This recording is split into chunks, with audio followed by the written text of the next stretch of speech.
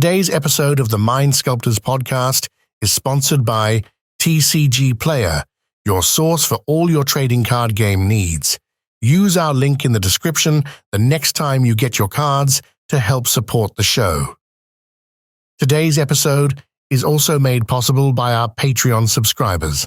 If you want to support the show directly, head over to patreon.com/the Mind Sculptors and you can become part of the SCULPTY family today.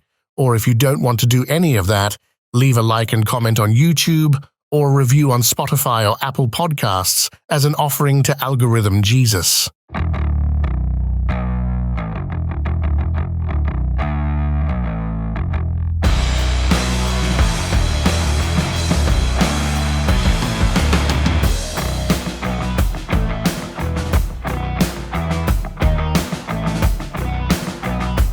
Mind Sculptors this week brought to you by Brisk Iced Tea. Oh, here, I'm gonna do something that I think the audience has always wanted. Ready? No.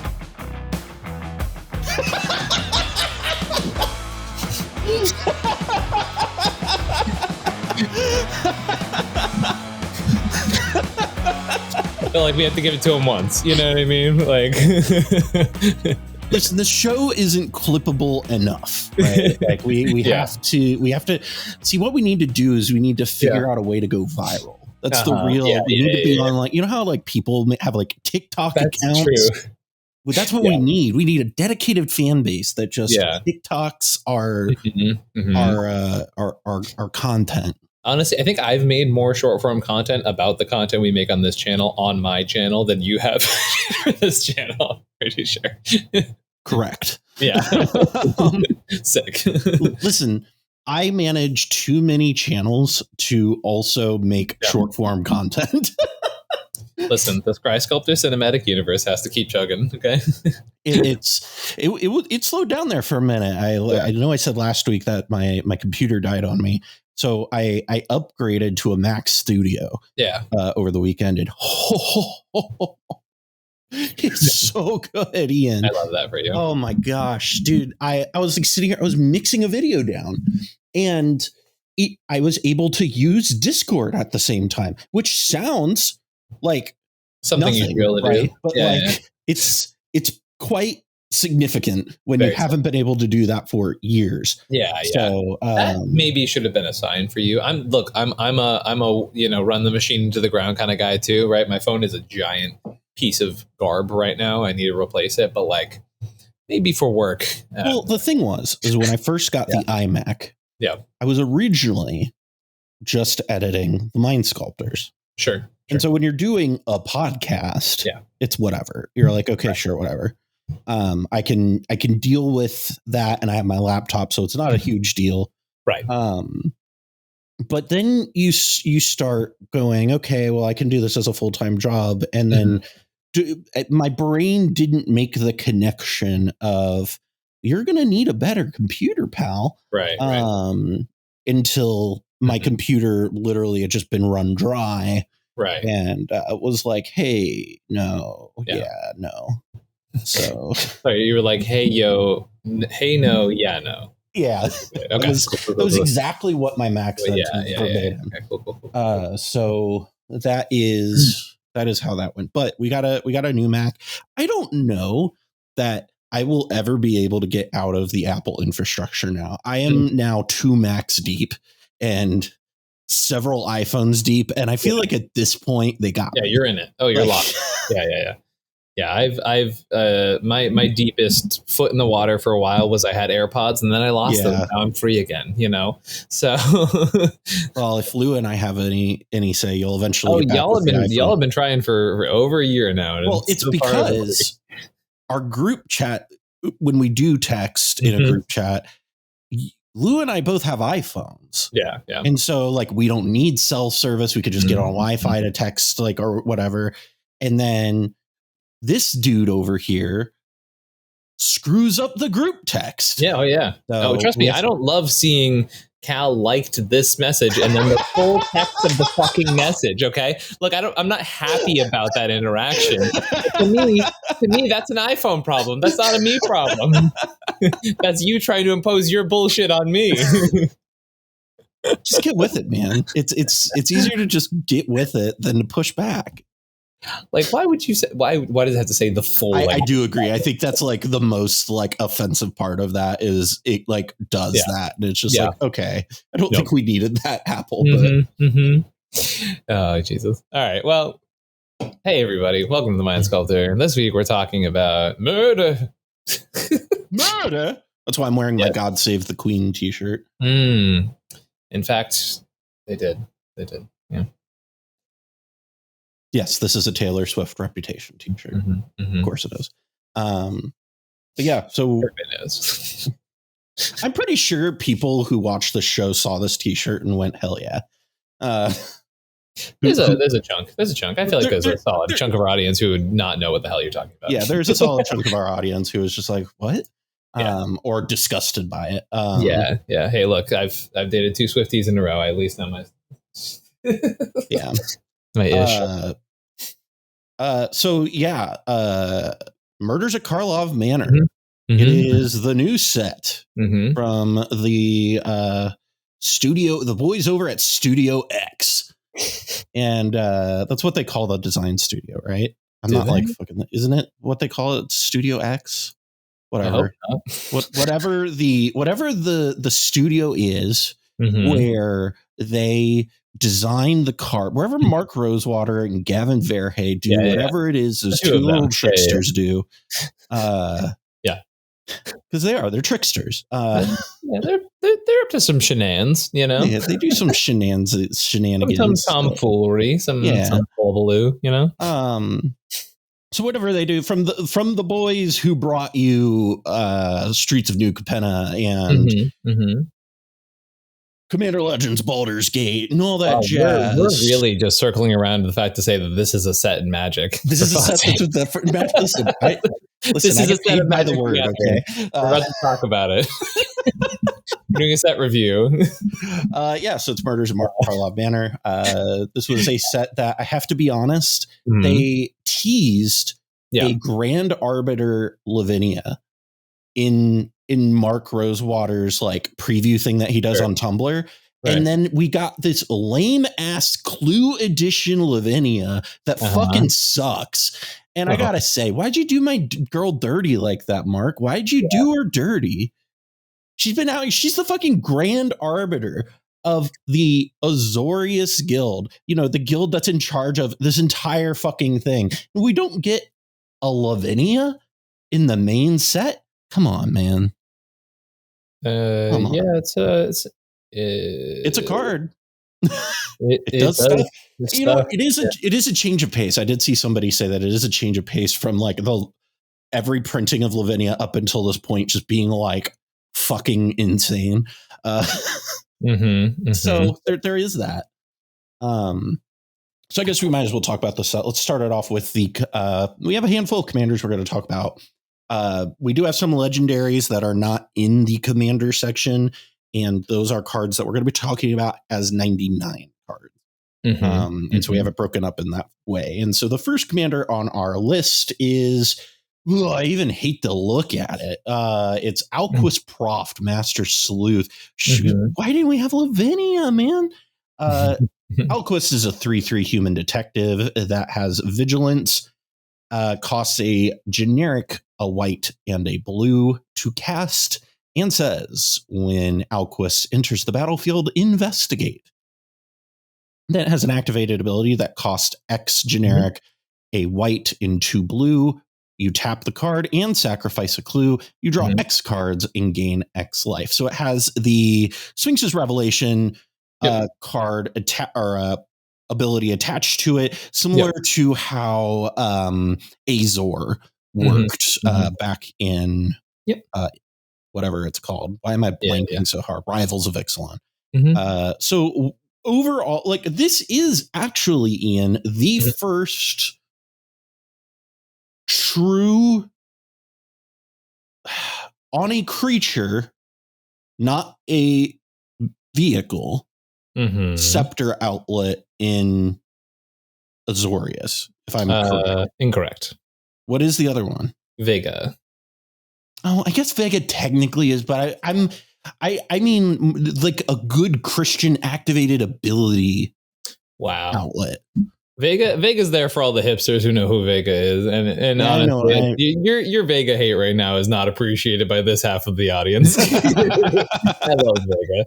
I wanted to make that deck work so bad. Yeah, I was right there with you. Mm-hmm. But yeah, so this is a cool card. What are your thoughts on it? It's a Hullbreaker horror outlet, so I don't hate that. It's a Ice-Crown Scepter outlet. I like Hullbreaker more than I like ISO Rev. Yeah. It's way worse than Shorikai. That's all I got, Cal. I'm sorry. It's worth talking about because it is one of those things, right? It's cool. I like the fact that it is this like, having an Sphinx's Rev in the command zone is like so iconic, so unique, right? Azor kind of does that already, right?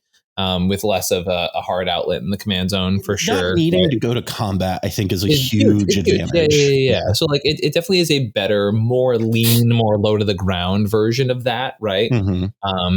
But at the end of the day, gun to my head, I don't think I ever play this over Shorikai. I think Shorikai is also like super underrepresented as a commander, being as strong as it is. If I'm being frank, I think Shorikai is actually like the washing machine's real, but I think Alquist is like cute, and I think like if you want to play sort of like a clue heavier card that also is just like once again has that iconic text on it, it's just like you want to relive those Sphinx's Rev days. I think Alquist is a perfectly okay way to do that, right? Yeah.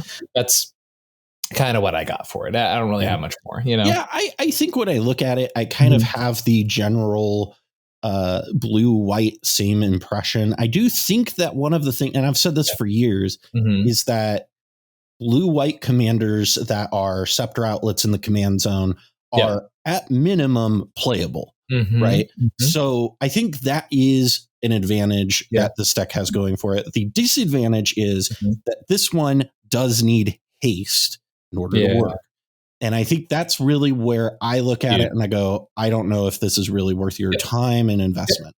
Because you then need a haste enabler on top of that. So I think that's where I look at that and I go, I love it. I love the direction of the set design, bringing this type of stuff. Not quite there. That's 100% where I'm at too.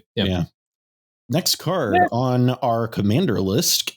Words are hard, man. Duskana, the Rage Mother. It is a legendary bear that is a 5/5 and costs 2 generic, a red, green, and white. And says when Duskana enters the battlefield, draw a card for each creature you control with base power and toughness 2/2. Whenever a creature you control with base power 2/2 attacks, it gets +3/+3 until end of turn. So I know you specifically really liked this card and asked for it. I look at this and I think that there are a lot of hurdles for this to get it where we want it to go.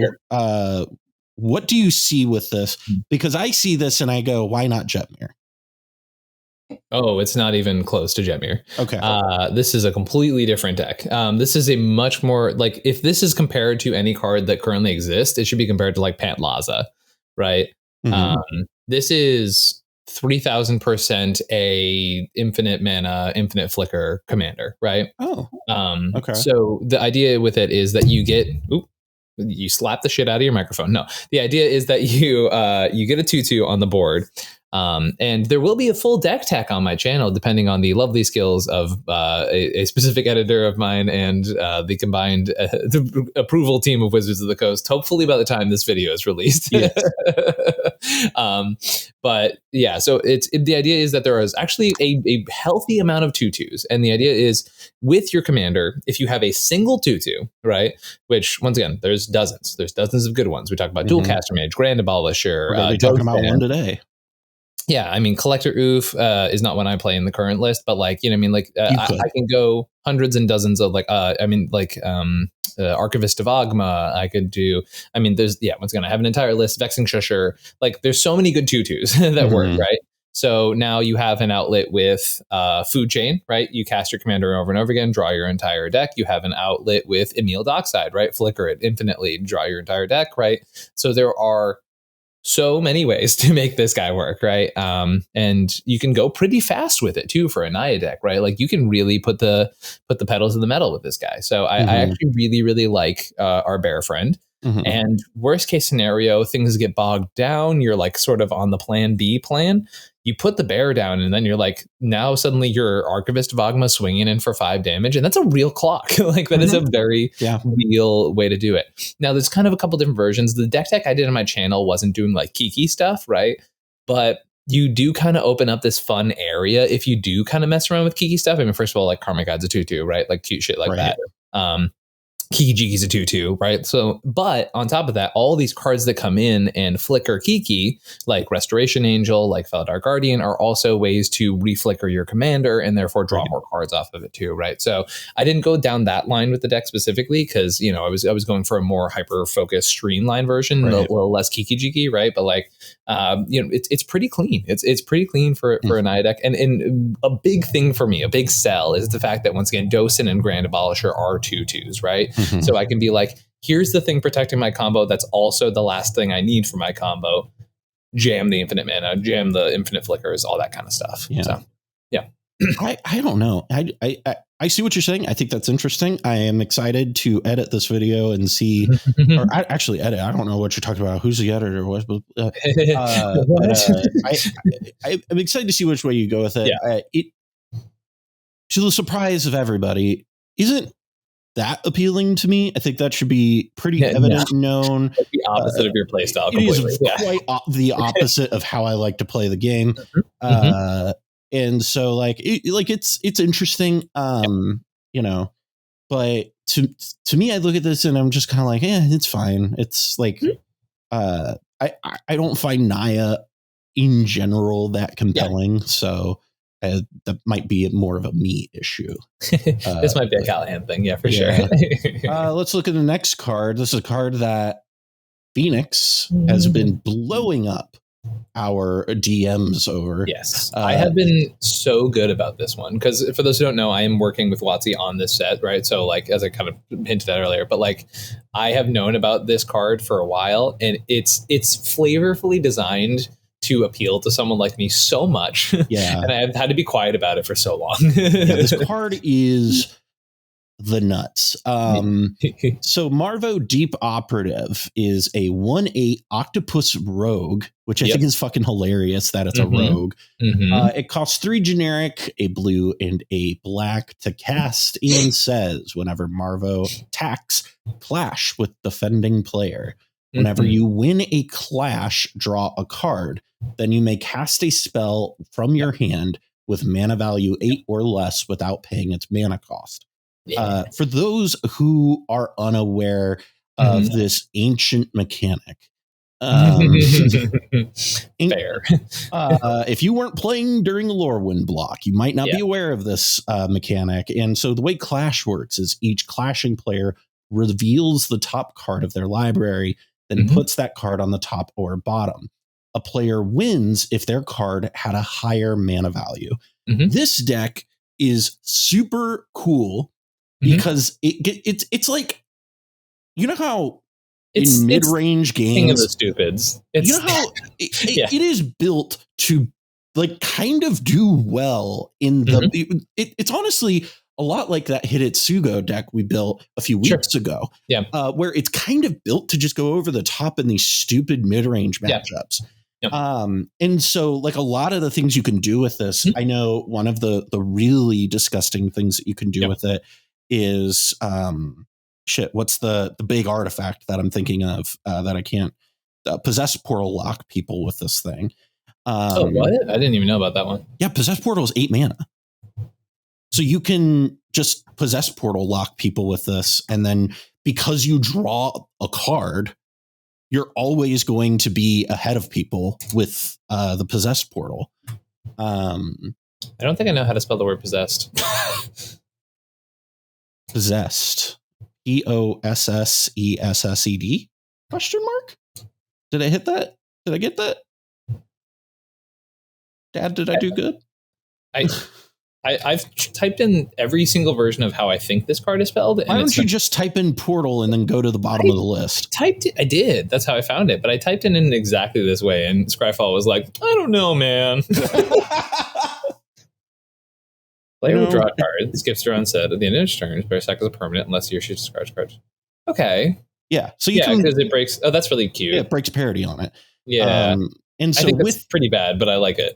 Yeah. Well, that was one of the things that Ian or that Phoenix was really big on. But granted, Phoenix is always trying to break Possessed Portal. That's true. I think that might be his that card. He is all that is his Roman Empire is Possessed Portal. Possessed Portal.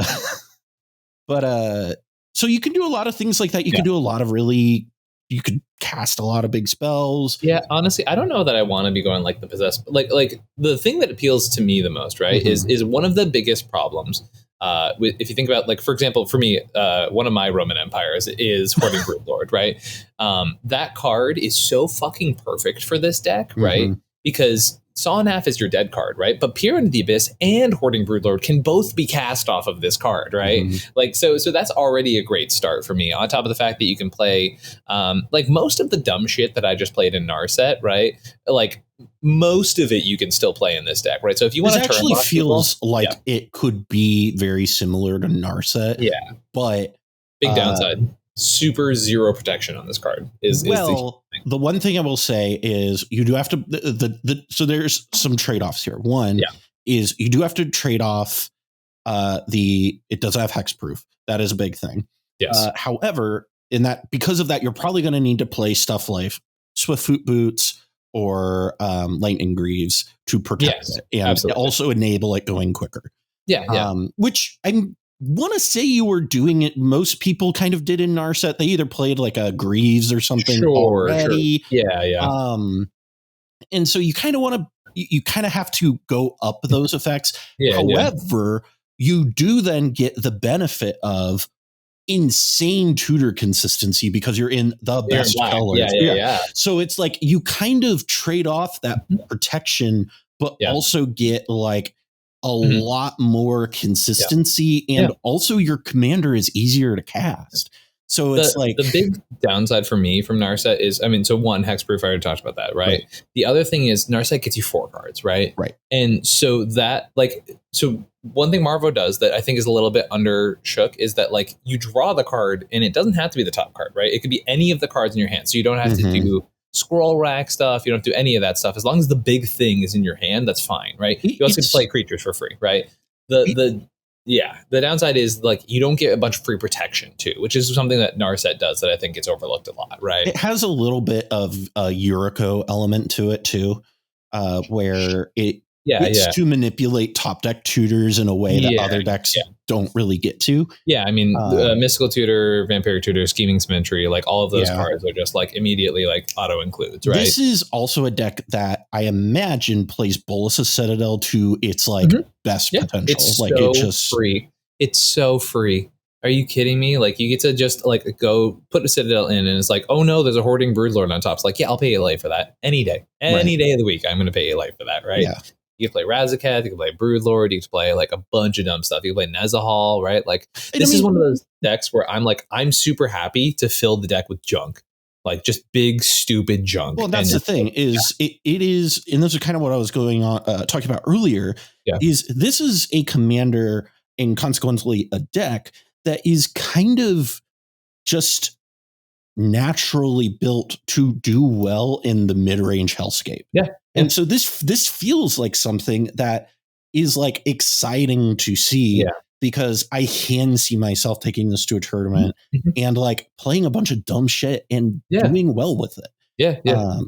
And so I think that is what I'm excited about here. I don't think this is going to be like a groundbreaking, No, I think it's but I think that this has legs, 8 in fact.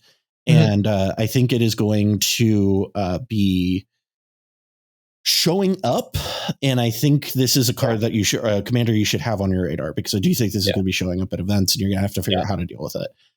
This is one of those commanders where, like, so the Star City is this weekend at time of recording. And I'm like really heavily considering playing this card. it's like I want to get some of the kinks figured out, especially with like that like whole Lightning Greaves Swift Foot kind of thing. But like if I Greaves isn't you have to play Greaves, but you have right. I'm saying I want to play both of those, but I want more of those effects, right? Yeah, as opposed to like red decks that get like Torch Courier and Generator Servant and like all that need for speed and need for speed. Oh my god, that just sent me.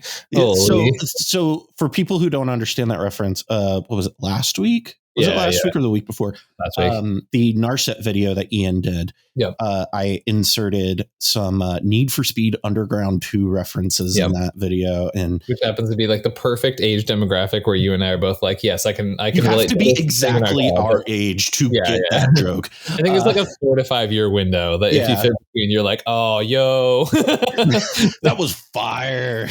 Yeah, absolutely. I'll never be able to hear the Doors without hearing Snoop Dogg again. Yeah. But yeah, Marvo, cool deck. I'm pretty excited. This is one that I could see myself throwing together and bringing to a tournament. So yeah, maybe we mess around with that. I got a tournament this weekend. Maybe I'll suit up the Octo Daddy. I also have a tournament this weekend. I'm going to the top deckers that will have been in the past at this point, but the top deckers up in Cincinnati, our friends Bailey and all of them are celebrating their 1,000 subscriber mark with a little tournament. So I'm going up to that. That's so cute. I did not know Saturday. They had a thing like that. That's very cute. So I'll take this moment to thank our sponsor, Brisk Iced Tea. Oh my god. No, we're not sponsoring shit until you fork up the cash. Next, commander. This is our last commander in the queue that we're talking about is Kylox, Visionary Inventor. It is a 4/4 Viashino Artificer that costs 5 generic, a blue and a red, and has Menace, Haste, and Ward 2.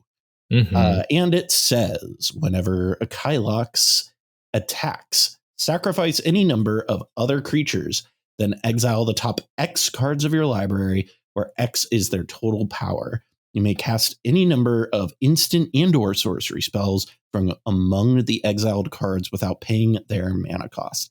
This is a card that, very similarly to Marvo, feels like it was designed in a lab to appeal to specifically you. I saw this get spoiled and I was like, oh shit, Ian's already brewing this, huh?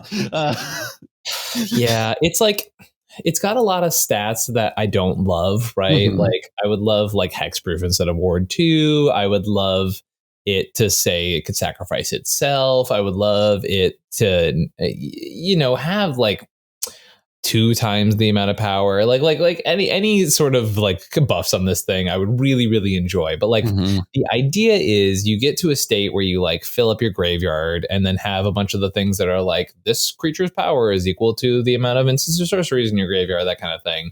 And then you like jam Kylox and you go like, cool, I'm going to cast 13 power worth of instants and sorceries off the top of my deck, right? And you just like go freaking banana bonkers, right? And that's like the idea. This is definitely like the most I don't know how to describe this other than like cocaine is it kind of deck. Right? Like it's just like, wow, yeah, lizard man, let's go. Yeah, exactly. It's like, yeah, everybody dies, cast free stuff, let's go, boys. They hit you with the Charlie at the pinboard energy. Yeah. Oh, for sure. And like, luckily, at the very least, because you like, whenever it attacks, sacrifice any number of other creatures and exile top X of your library, where X is the total power, you may cast a number of instant sorceries from among the spells with it. Yes, you like declare all the ones you're casting, right? And then your opponents like hit you with the Mind Break Trap, and you're like, all right, I tried, guys, right? Like, and like that is definitely what's going to happen with this deck. But at the same time, there's also going to be other games where you're like playing, is it control? And you're like, is it control? Is it control? Is it control? And then my board is gone storm, right? And like that's that part's Let's go! That's exactly it. Right. So like, I don't know that I'm going to end up ever sleeving this commander up, but it's fun. It's stupid. I like it. Right. It's got that Atali energy of just like hitting the beep button. It and really like does have a lot of Atali energy. Yeah. So it's unfortunately like I feel like it has just a few too like Atali, you just need 7 mana and then you're doing the thing, right? This needs 7 mana and a bunch of power with the creatures and to not get hit with the silence, right? Like so that part's not fantastic, but I am hopeful that this deck does well because I do enjoy it, you know. Mm-hmm. Yeah. It is cool. I like it a lot. Again, that's a deck that just designed to appeal honestly to both of us. Those are very much the way we tend to do things. Is just all right, sit. All right, go. You know, I actually energy. I saw my tattoo in the camera. Did you see? By the way, this is a complete tangent. Did you see that someone, the player who just missed the bubble for the Boyle top 16 was on Kiki Jiki, like as a commander? No, I haven't really got. All I did was pull the stats from the Boyle. I didn't actually look at the stats from the Boyle. Yeah, they got 17 points. They missed by 0.02 percentage points, and I'm a little heartbroken that Kiki did not make the top 16. Mono red Kiki deck. Mono red Kiki Jiki. It's like, that deck was so sick. But this is another story for another time. You know what? Congrats, good on you, friend. I'm like a little heartbroken. I'm definitely covering the 2 decks that missed the top cut for sure because that's so sad. Anyways, so I guess. All right, let's move over to the creatures. First one on our list is Doorkeeper Thrull. It is a 1/2 generic and a white creature thrall that has flash and flying. And says when artifacts and creatures enter the battlefield, don't cause abilities to trigger. This card is really good, and I don't get what Dan is talking about. This card is really good. This card is really good. Have you not played Magic in the last few years? Wow, really just like a real shin kicker right there at the end of the... We love you, Mod. No, this deck is this card, not this deck. I mean, the decks that it will create are pretty sick. I mean, they were like, hey, you know how we keep saying that the Hushbringer decks aren't good enough? What if we printed the best version of that available? And also, you know how those decks tend to like to win with combat and get stopped by the one ring entering the battlefield? Not anymore, baby. Like, it's so good. And the only flash Hushbringer we had up till date was Hushwing Griff, which is a 2/1, which means and it dies 3 mana. Single Master trigger, right? Yeah, exactly. This one has upside and so much more, right? And it disrupts the first Bowmaster trigger. Like, you know, it also disrupts Chrome Mox. Like, I didn't even think about that. Yeah. Like, oh yeah, I'm gonna cast Chrome Mox, and you're like, yeah. In response, go for it. Get effed. Like, it's so good. It's so good. Oh, it's so fucking funny. I didn't even think about that. That's beautiful. Holy shit, man. I love this guy. Oh, man. Yeah, this card's super solid. I hear people talking about the what is it, the Hushring Griff comparison, the Hushbringer comparison, but I think the difference here, one, is the flash ability of this. Like, definitely makes it really good because it lets you, because the type of decks that are going to want to be playing this are like Tivit and maybe not. Maybe you might not want it in Tivit. I don't know about Tivit. Yeah. But like the decks that are going to want to play this are like the mid-rangey control decks of the format. And you know what those decks like to do? Not cast spells on their main phase, right? So you literally, like, this is the best like form for this. It fits very, very well into the already pretty big suite of 2 mana flash creatures that these decks have access to. And now we have one that is also a really solid hate bear. Yeah, absolutely. I mean, I like this a lot. I don't know what people are on about with this not being quite good enough. I think this is going to be, I don't know that it's going to be format warping. Yeah, I think that there will be more of these decks and they will be better. And I think given the fact that two of the best cards in the entire format are Thassa's Oracle and not Demonic Constitution and Dockside Extortionist, that we should put a little bit of respect on this guy's name. That's all I'm saying. Yeah, that's all I'm saying. That's all I'm saying. Have you played Magic in the last few years? All right. Well, he's like, let's not be contrarian. You're like, yeah. Next card on the list. This was a card that we talked a little bit about last week, as it was a pretty big chunk of why we began brewing that deck in the first place. And that's Vengeful Tracker. Yeah. It is a 2/2 colorless and a red human detective that says whenever an opponent sacrifices an artifact, Vengeful Tracker deals 2 damage to them. So again, this is more in that Punisher shell. I do think generally this is going to do good in the Mayhem Devil decks that are already kind of on Mayhem Devil. Get like another deck one of these card that adds to that. Yeah, I think I could easily see this ending up in Winota. I could easily see it ending up in like Jetmir, like a lot of the slower decks of the format, right? Things that want to slow things down, that want to make it so that like your life. These are decks that already care about your life total, right? So these are ones that are going to make it so like, cracking a Dockside for 5 is like, okay, well that's a fourth of my life, or even doing like trying to make mana with an LED, right? Like shutting off brief lines is like real too, right? Yeah, absolutely. So it puts a lot of pressure on people. Again, not format warping. This isn't going to be a staple in every red deck, but it is going to be in a decent number of red decks, I think, that are looking at like slowing the game down and controlling the game, or like the deck we built last week, right? Yeah. That is looking at punishing your opponents. This is going to be a good card. And I think that like the Punisher like genre or archetype, that's the word I'm looking for.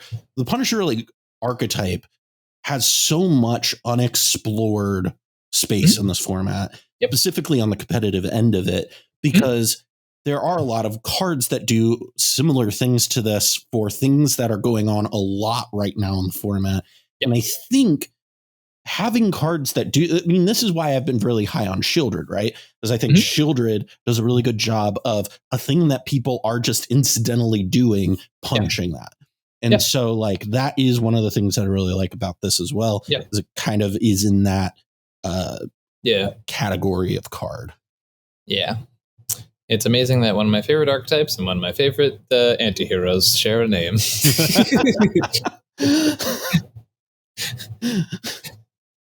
Next card on the list. It's Crime Novelist. It is a 1/3 Goblin Bard that costs 2 generic and a red and says, whenever you sacrifice an artifact, put a +1/+1 counter on Crime Novelist and add a red mana to your mana pool. Dear diary, today there was a crime. But then he peeled off the mask, revealing a sight that made Groja's blood run cold. Brula was actually Vogos in disguise. I also echo.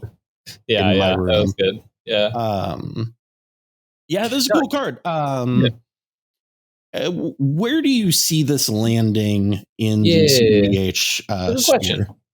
I think there's been like more and more cards printed that sort of make like a natural sacrifice thing a little bit more attractive than it has been historically, right? Especially in red. Like there's a lot of red stuff about sacking treasures, sacking artifacts. Obviously, Dockside's a busted magic card, right? Doubling all your treasures with Dockside Extortion is very good. No one's really surprised about me saying that, right? It's also a goblin. Next thing you're going to tell me is that fucking brisk iced tea is a delicious and refreshing drink. God. We're not sponsored. Stop. How much money we're losing. But yeah, so it's almost as much thirst you'll lose when you drink the refreshing brisk iced tea. Motherfucker.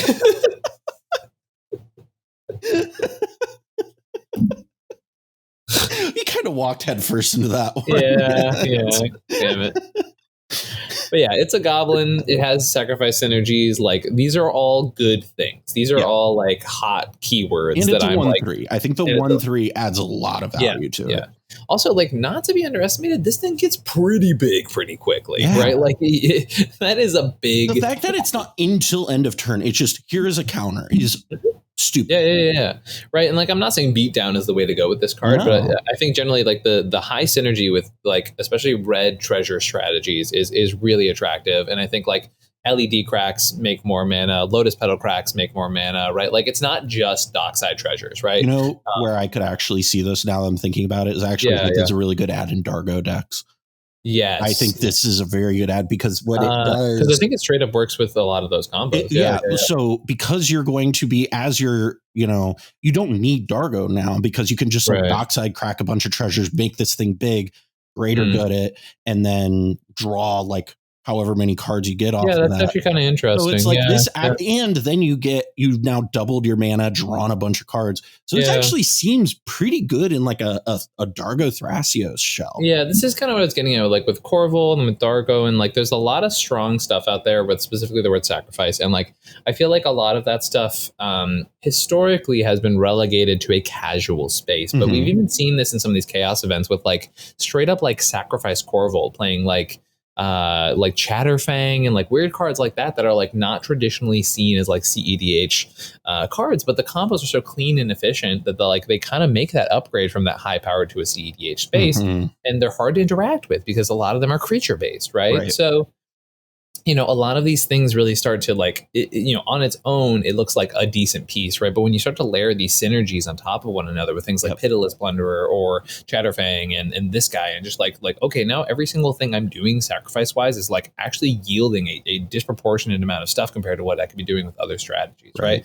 I'm not saying it's tier 1. I'm not saying it's breaking the format wide open, but I think it's like, it's a good ad for like opening strategies. Yeah. Right. And this is the kind of cards that I want in the format, right? Like these are the kind of cards that expand what's possible, right? Expand what is there and make it for diversity. And this is exactly the kind of card that I'm hoping to push diversity in the format, which is like powerful effects that are not just, oh, well, this is great to resolve off an Oz, right? Like, which this can be, right? But the thing that I think is interesting with it is it kind of like, it like fits into a lot of different categories. Like it could be like a Bergie-esque type of card. It's very Bergie-esque, yeah. It can also be, like I was saying, it can also go in the opposite direction and be kind of Dargo-esque, depending on where you're at. So it's like, I'm really interested in seeing where that goes. I'm really interested in it in Dargo Thrasios. I think that's a really good home for it.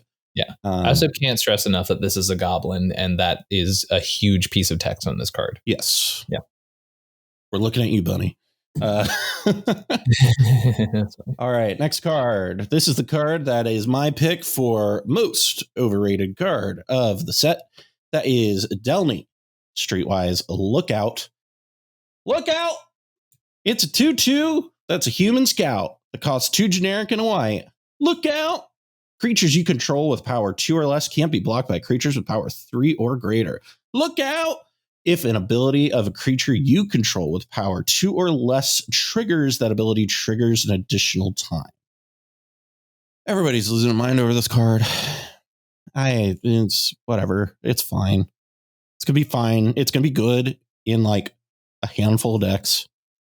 That's how I feel about it. What are your thoughts? Hey everybody, it's Ian here, someone who recently got really into Derevi. This card slaps. I think Hal's wrong. I think, yes, this card is overhyped, but I don't think it's... I think there's two very opposite sides, and I think it's right smack dab in the middle. I don't think it is bad. Yeah, I don't think it's bad. Let me clarify this. The decks that it synergizes with, which are like Derevi, Malcolm Timna, Najeela, if you squint hard enough. Like I think it's actually like I think Timna makes this. I don't know that you play this though in like a Timna Crom, like people have been saying. I think that's actually ludicrous.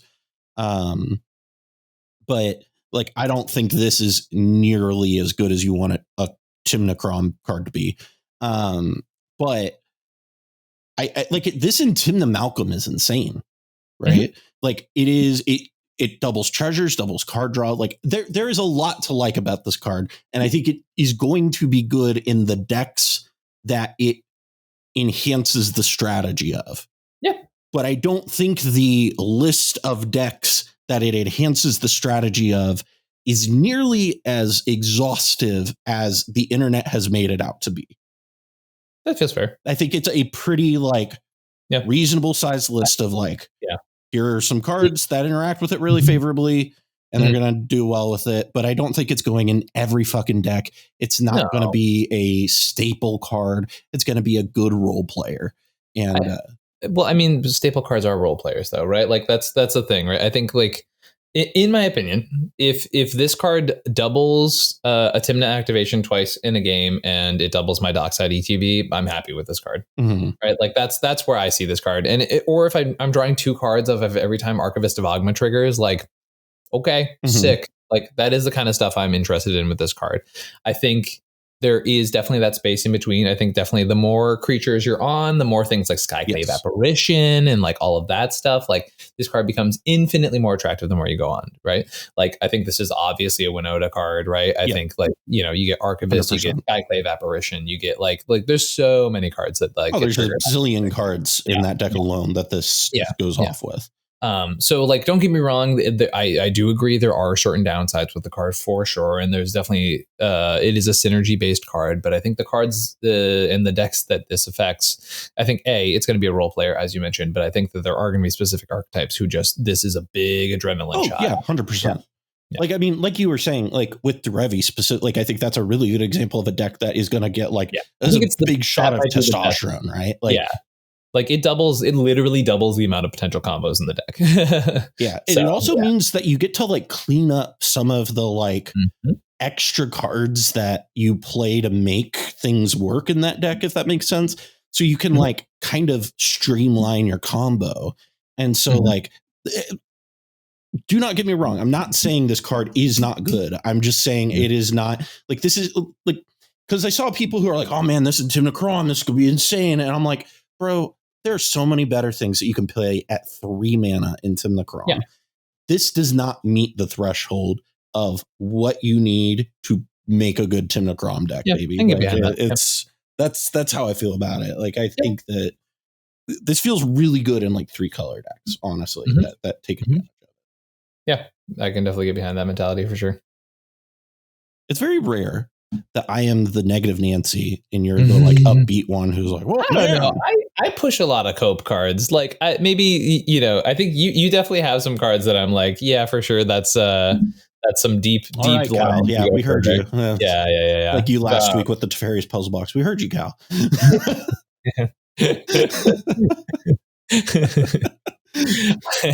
You know, it's there for sure, but like I don't know, I feel like I'm always like, we're at least trying, right? Like some of the ideas are definitely a little hamstrung, but I think both of us try and push it a lot, which I appreciate. No, I mean, and I don't think that pushing like this is a bad card to push. I think it got a little bit overhyped, and by a little bit I mean it was very overhyped. Sure. And there were some people like listen, there is a subsection of the Commander community who will see anything that doubles a dockside and get real horny real fast. And then they'll play it and be like, it's not that good. And then life moves on. And that's all I'm trying to do is just save you the trouble. Just being like, hey. I was just here to really nerf your horniness. Well, I don't want them to be disappointed, right? Yeah. Because you see, we've all been there. What I'm doing is a service. This is an act of goodwill. Yeah. Horning thing. Next card on our list is Final Word Phantom. It is a 1/4 spirit detective that costs 2 generic and a blue. And has flash and flying, and says during each opponent's end step, you may cast spells as though they had flash. This is interesting. It's a little restrictive when you can do those things, but like, hey man, live your life, babe. Like, I love this card. The card's hot. I love it. I think it's really, really cool. I think it's solid. It's a 1/4 evasive fly. 1/4, right? 1/3. Yeah, 1/4. 1/4 evasive flyer. first of all, the flavor, so much beautifully flavored card. I don't know. That's obviously not what you want from the your flavor text is delightful. Just one more thing, and I think it is a card that I feel like you could put my face on it, and it would like be be the perfect personification of me jumping. And it's like, I can't let this hang. I think it's just really solid. Like I'm super deep on Flash strategies, right? Like I think that's Flash is just a powerful broken mechanic, right?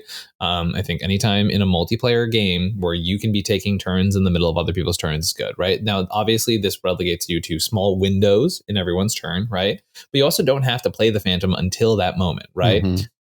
So I think that's a really big part of this card as well.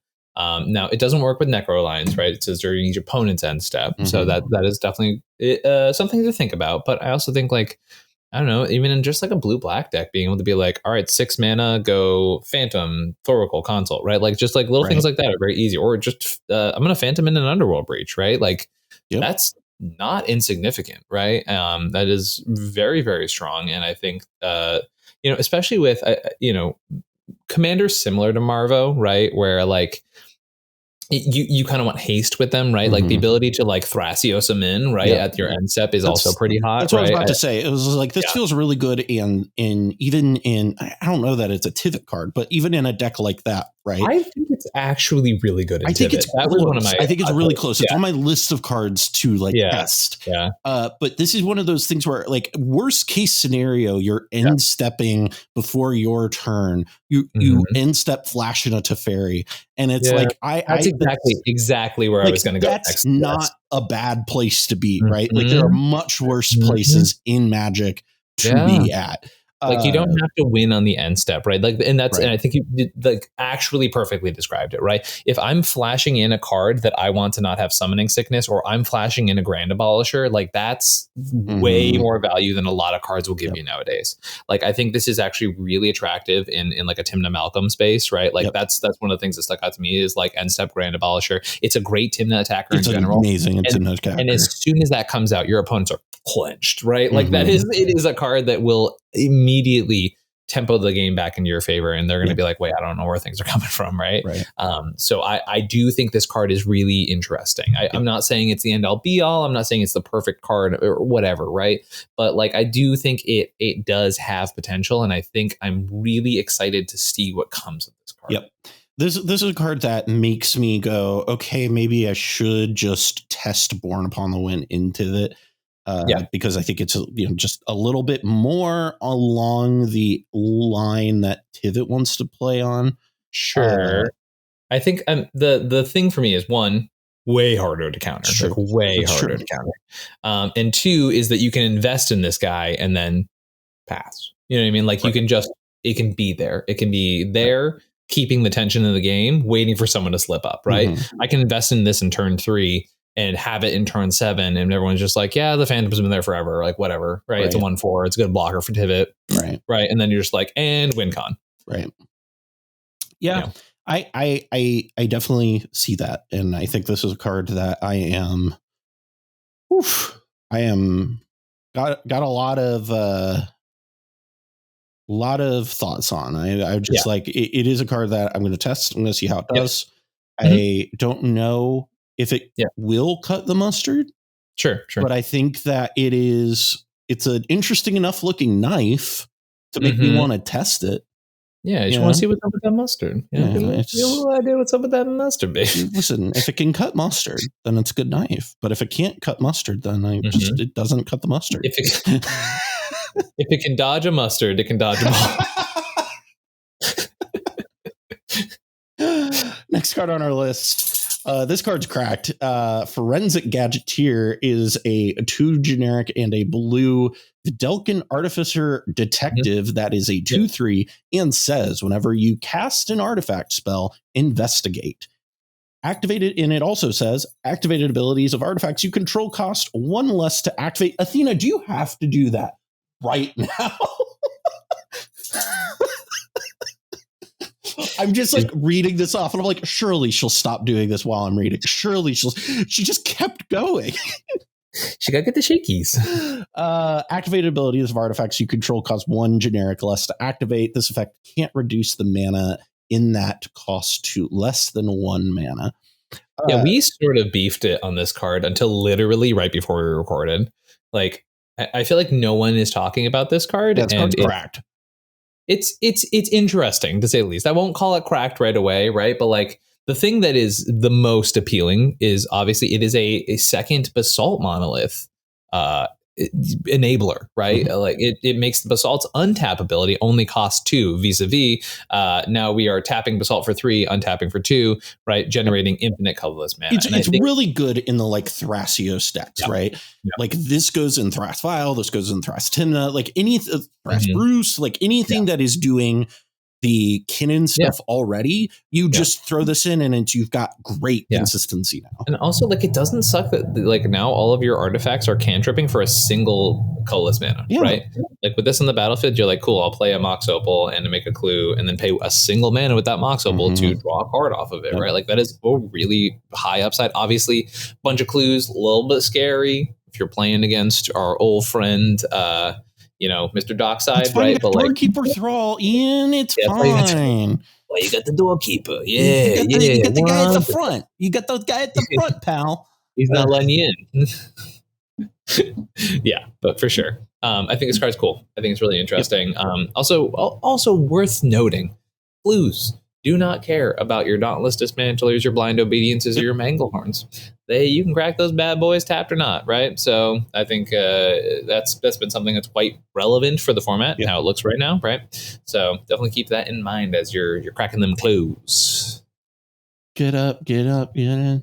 Go get a clue. Ooh. Go watch that DCOM. That's great. Lindsay Lohan DCOM on Disney Plus, sponsored by Brisk Iced Tea. Next card on our list. Yeah. Listen, man. Okay, just full disclosure is I was out of my ADHD medication for like several months. It was, there's a shortage of ADHD medication, and it finally got in, and now I'm fucking wired, and it's great. Like the last few weeks, I've been like on it, and it's been great. Hell yeah. But yeah, so next card on our list is Massacre Girl, Known Killer. It costs 2 generic and 2 black, is a 4/4 human assassin with menace, and says creatures you control have Wither. And Wither is they deal damage to creatures in the form of -1/-1 counters. Another throwback to Lorwyn. Whenever a creature an opponent controls dies, if its toughness was less than 1, draw a card. So this is a card that, like, it's a 99 card for a reason, right? But I think this is really solid in going in the like black creature decks, right?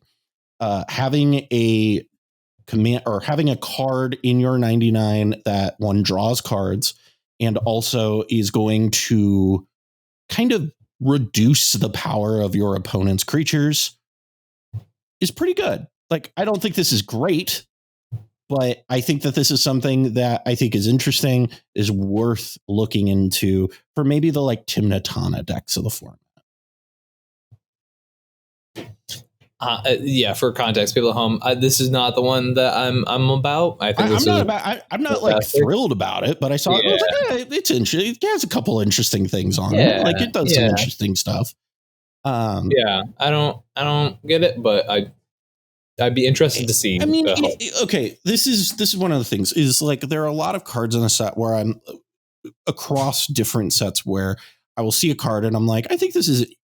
I don't even know if it's good. I just think it's interesting, right? Where it's like, I could see a world where a creature-based deck with this in it would use this to a pretty good, like this, I think actually, if you were really think, what is that black-green card from Amonkhet? That commander that does it combos with Yawgmoth. Yeah, Hapatra. Like this kind of interesting in that. Like, not that that's a deck that's flying around, but I don't know. I think it's a cool card. Also, I'm pretty sure I just pronounced that in the most Boston way possible. I'm pretty sure it's Hapatra. Hapatra.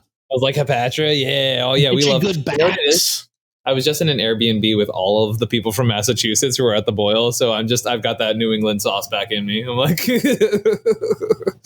hey, what's up? I'm Ian from Beantown. Yeah, I was back. I was the Box King. Was that it? The Box King. Yeah, that's what Box King was back. Brooklyn. Or no, it was the Box King of Beantown. That's what it was. Yeah, it was the Box King of Beantown. For those who have zero context on what the hell we're rambling about, I was a little intoxicated during one of the recent Magic Cons and put a box on my head and was walking around as the Box King of Beantown. It was very funny. It was incredibly hilarious. I mean, I think it made it to Twitter, but I don't know that. I don't know that it lasted in the Twitter sphere nearly as long as it lasted in our friend group. Anyway, moving on from that, this is another one that is I don't know that it's good, but I think it's interesting, is Aurelia the Law Above. It is a 4/4 angel that costs 3 generic, a red and a white, and has flying, vigilance, haste. And it says, whenever a player attacks with 3 or more creatures, you draw a card. Whenever a player attacks with 5 or more creatures, Aurelia the Law Above deals 3 damage to each of your opponents, and you gain 3 life. So, again, I don't think this is a commander, obviously. Like, there's a reason that I have it here in this, like, section, right? But I do think that there's some interesting text there with the, like, the draw cards. It does a little bit to, like, hate on opponents attacking you or just attacking in general. And so I think that it is interesting, right? Again, I don't know that this lands anywhere, but a deck that I think is very interesting in, if I'm being completely honest, is Winota. Like, this is quite interesting. It's whenever a player attacks with 3 or more creatures, you draw a card. And it has haste, vigilance, and flying. So it triggers Winota immediately. It's going to draw you some amount of cards over the course of a game, probably a good deal. And it also, whenever a player attacks with 5 or more creatures, a thing that you regularly do in Winota, it deals damage and gains you life. Like, this feels like a good Winota card. I would play this at 3 mana. I don't know, man. 5 mana. If it didn't have haste, I would agree with you. The fact that it comes down and immediately goes. I don't really see it. I think that's a very expensive effect. The 5 mana things that we can hit with Winota are crippling. This is just like, it's a solid value creature. And if I'm investing 5 mana into a thing, I don't want it to be a value creature. I want it to be backbreaking, right? I don't know. I mean, I guess my thought is that it feels like a Crom in the 99 in a lot of ways for a deck like a Winota. Like, it feels very much like a Crom. It has very similar stat line. It works on a similar axis to Crom. Like, it is drawing cards based off of things that players are doing. Yeah. No, I guess so. Like, it's very Crom-y, which is why I think it's interesting. I don't. But when do you ever see Crom in the 99? That's my problem. Well, you don't. But because of the fact that I think in a deck like Winota, right, that struggles to come, like, this is why I think it's good in Winota, right? Think about the game you and I had in Cincinnati, right? I didn't have 5 mana or attackers. That's the whole point. Well, it doesn't matter if you have attackers. If anybody is attacking, you still get the effects. But it's not anybody attacking. It's attacking with 3 or more creatures, right? Like, that is. But people don't do that. They don't. Like, Tymna decks occasionally, and they're not going to do that into you having a 4/4 vigilance haster, right? Like, sure. I don't know. I think this is, again, interesting and worth exploring. Might not be anything, but it could be something. Might be. Listen, could be an on fire garbage can. Could be a Najeela card. Yeah, it's. No, I like I said, I think it's interesting. It shares enough of the same like abilities as Crom, where I look at it and I go, okay, I think it's like worth thinking about. I don't know how deeply you should think about it, but I think it's worth at least looking at, like, examining board states and stuff. Like, I think this is interesting. Sure. And again, a lot of times in the set review, I like to point out interesting things because the staple cards of every set, I hate to break it to you, are like maybe 1, maybe 2 if we're lucky. Yeah. So I'm going to talk about the stuff that I think is interesting. Next card. This card I don't think is interesting, and I think is a big old trap. And this is Conspiracy Unraveler. It is a 6/6 Sphinx Detective. Try saying that 5 times fucking fast. Holy shit. Sphinx Detective. It costs 5 generic and 2 blue, and has flying, and says you may collect evidence 10 rather than pay the mana cost for spells that you cast. For those of you who don't know, that one of the new mechanics from the set is to collect evidence X. To collect evidence 10, you exile cards with total mana value 10 or greater from your graveyard.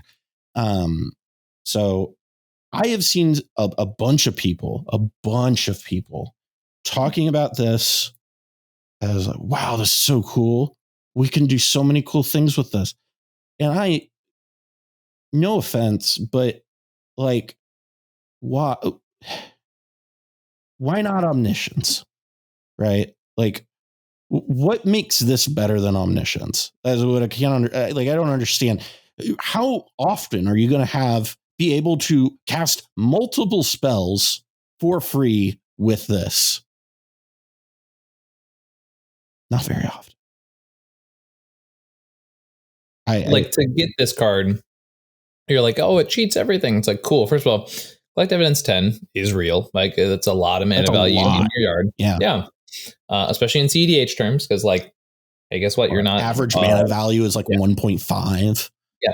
And even if you're playing a deck like Narset, where like you can do this in a card or two, right? Like, you have to cheat out a 7 mana Sphinx to do this. Right. That's the other problem that I feel like people are like, I can see like some people maybe going down the rabbit hole of like potentially Tassiger specifically, right? Because that's a deck where you want stuff in your yard. But I saw people talking about using like Arena Rector lines to get this out with like Pattern of Rebirth. And I was like, folks, cut out the middleman. Just go get Omniscience. Like, that's crazy. Okay. Just that part I think is like fucking get Omniscience. Like you're almost there. You're almost there. Just do it. In fact, they added a step. That's the craziest part.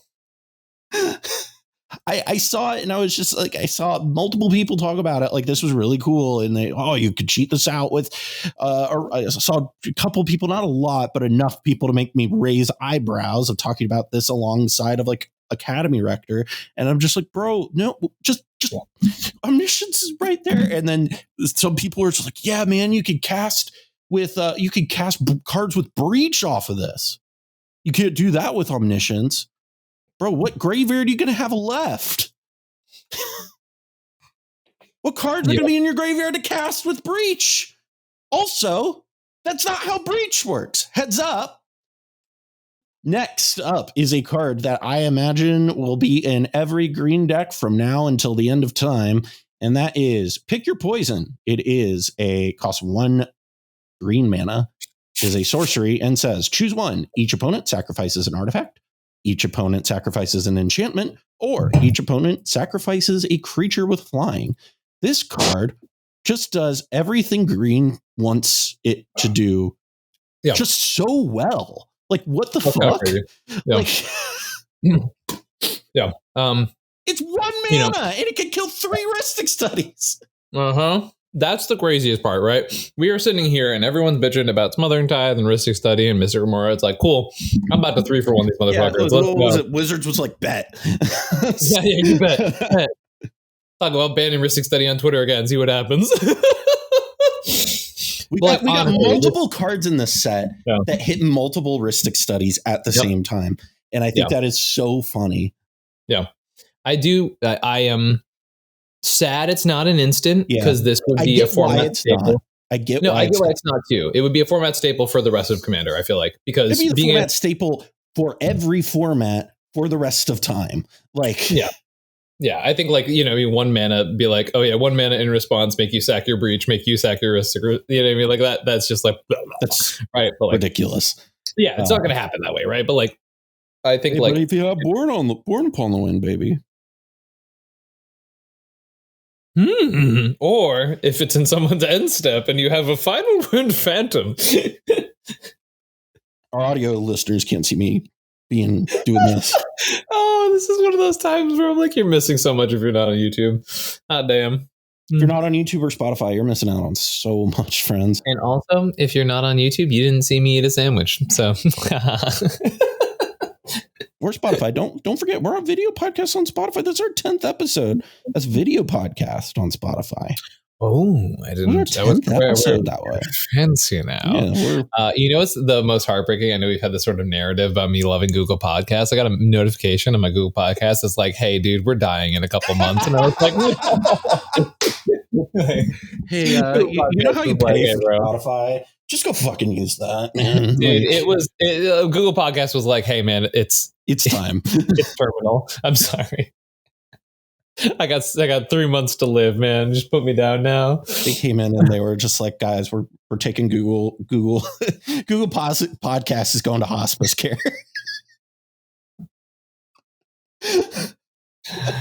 Oh man. Okay. Yeah. I need to look at the card. Okay, so the card's name is Analyze the Pollen.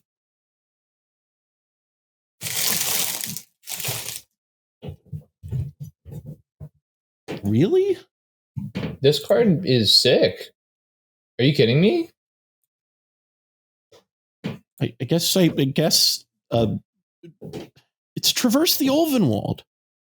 Yeah, it's better, easier to cast Traverse the Ulvenwald. We just got done talking about how hard it is to collect evidence. Nah, dog, not collect. I'm talking about, it's hard to collect evidence 10 on. Oh man, that 2 CMCs makes it so much better. On multiple spells, you jabroni. I'm talking about fucking one time, Dockside right to hand. Are you kidding me? One time, 1 green mana, Gaia's Cradle right to hand. I'll throw away my whole fucking graveyard for that shit. I do not care. That is insane. 1 mana, put a Dockside in my hand is like nothing we have right now. Actually, we do have that right now. The card is called Worldly Tutor? Even about Worldly Tutor? It's called Traverse the Ulvenwald. The card exists. The card exists, Ian. You don't play it. Ian, it exists and you don't play it. It exists. Delirium is way harder. Delirium is way harder than collect. It's not. It's 4 cards. It turns on in like an instant. Are you kidding me? You're so wrong. I'm not. I do it all the time. No, how often are you bidding in enchantment? Like, how often are you bidding? Like these are like, no. Like, fucking you play Mystic Remora for 1 turn.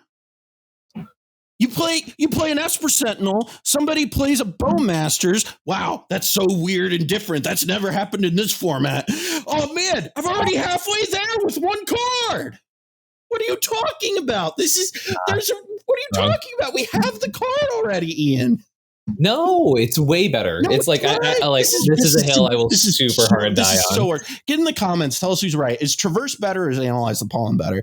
I think can't wait for this to be a second copy of the Kinnan debate. This is so good. No, it's not, because we have the card already and you don't play it. So much worse. It is so much worse. How often do you have 8 CMC of cards in your library and you don't have Delirium online? In my graveyard? Yes.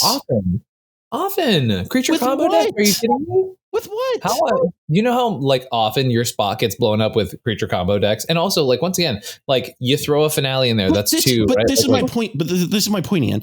If you are this is why I think it's weird, is if you are able to collect evidence 8, I feel like the threshold to get Delirium is not a bit. need to make sure we make that distinction. I feel like if you're able to collect evidence 8, you should be able to collect to get Delirium online. And in TBH, if that proves to be true, and our thought on this card is because let's say that you are correct, it's easy to turn on, right? Mm-hmm. This card is very objectively good. Yes. However, if this does turn out to be good, I would posit that then also Traverse is also good and probably worth considering. I'll throw this out right now. I will throw this hot take out there.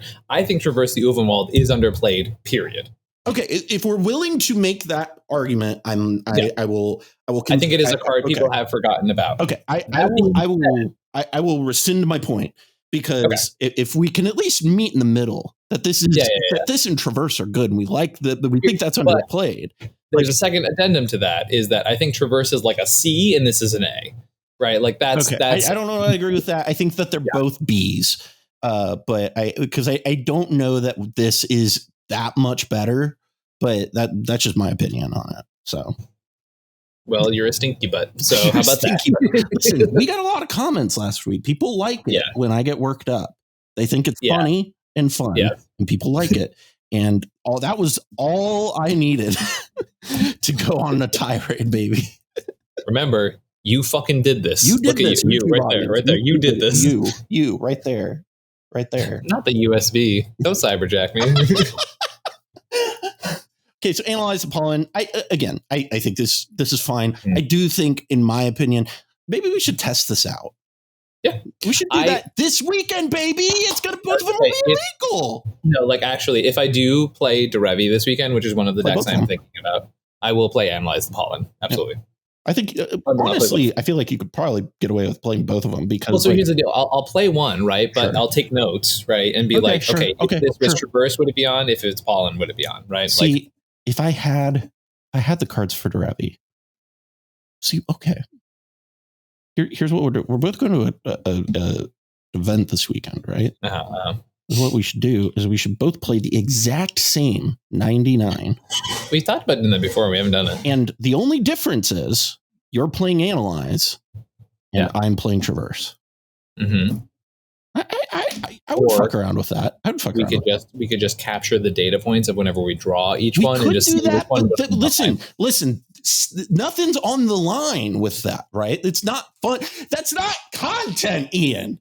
That's science. We're not here to do science. All right, next card on our list. Archdruid's Charm. This card is quite good. Green. It costs 3 green mana to cast it as an instant, and it says search your library for a creature or land card and reveal it. Put it onto the battlefield tapped if it's a land card. Otherwise, put it into your hand, then shuffle. The other ability is, because it has 2 more fucking abilities, is put, and it's a choose one card. So you have to choose one of these 3, like a charm. And this is, what's the blue one? Archmage's Charm. Yeah. So the Archmage's Charm. Oh, this is cycle. Cool. It's a cycle. Put a +1/+1 counter on a target creature you control. It deals damage equal to its power to target creature you don't control, and also exile target artifact or enchantment. Man, they really went hard on the set on just being like, "Hey, fuck your heuristic, man." Like, this card is pretty good. I've seen a lot of people talking about it, specifically in like Teamer Malcolm, and saying that it's bananas.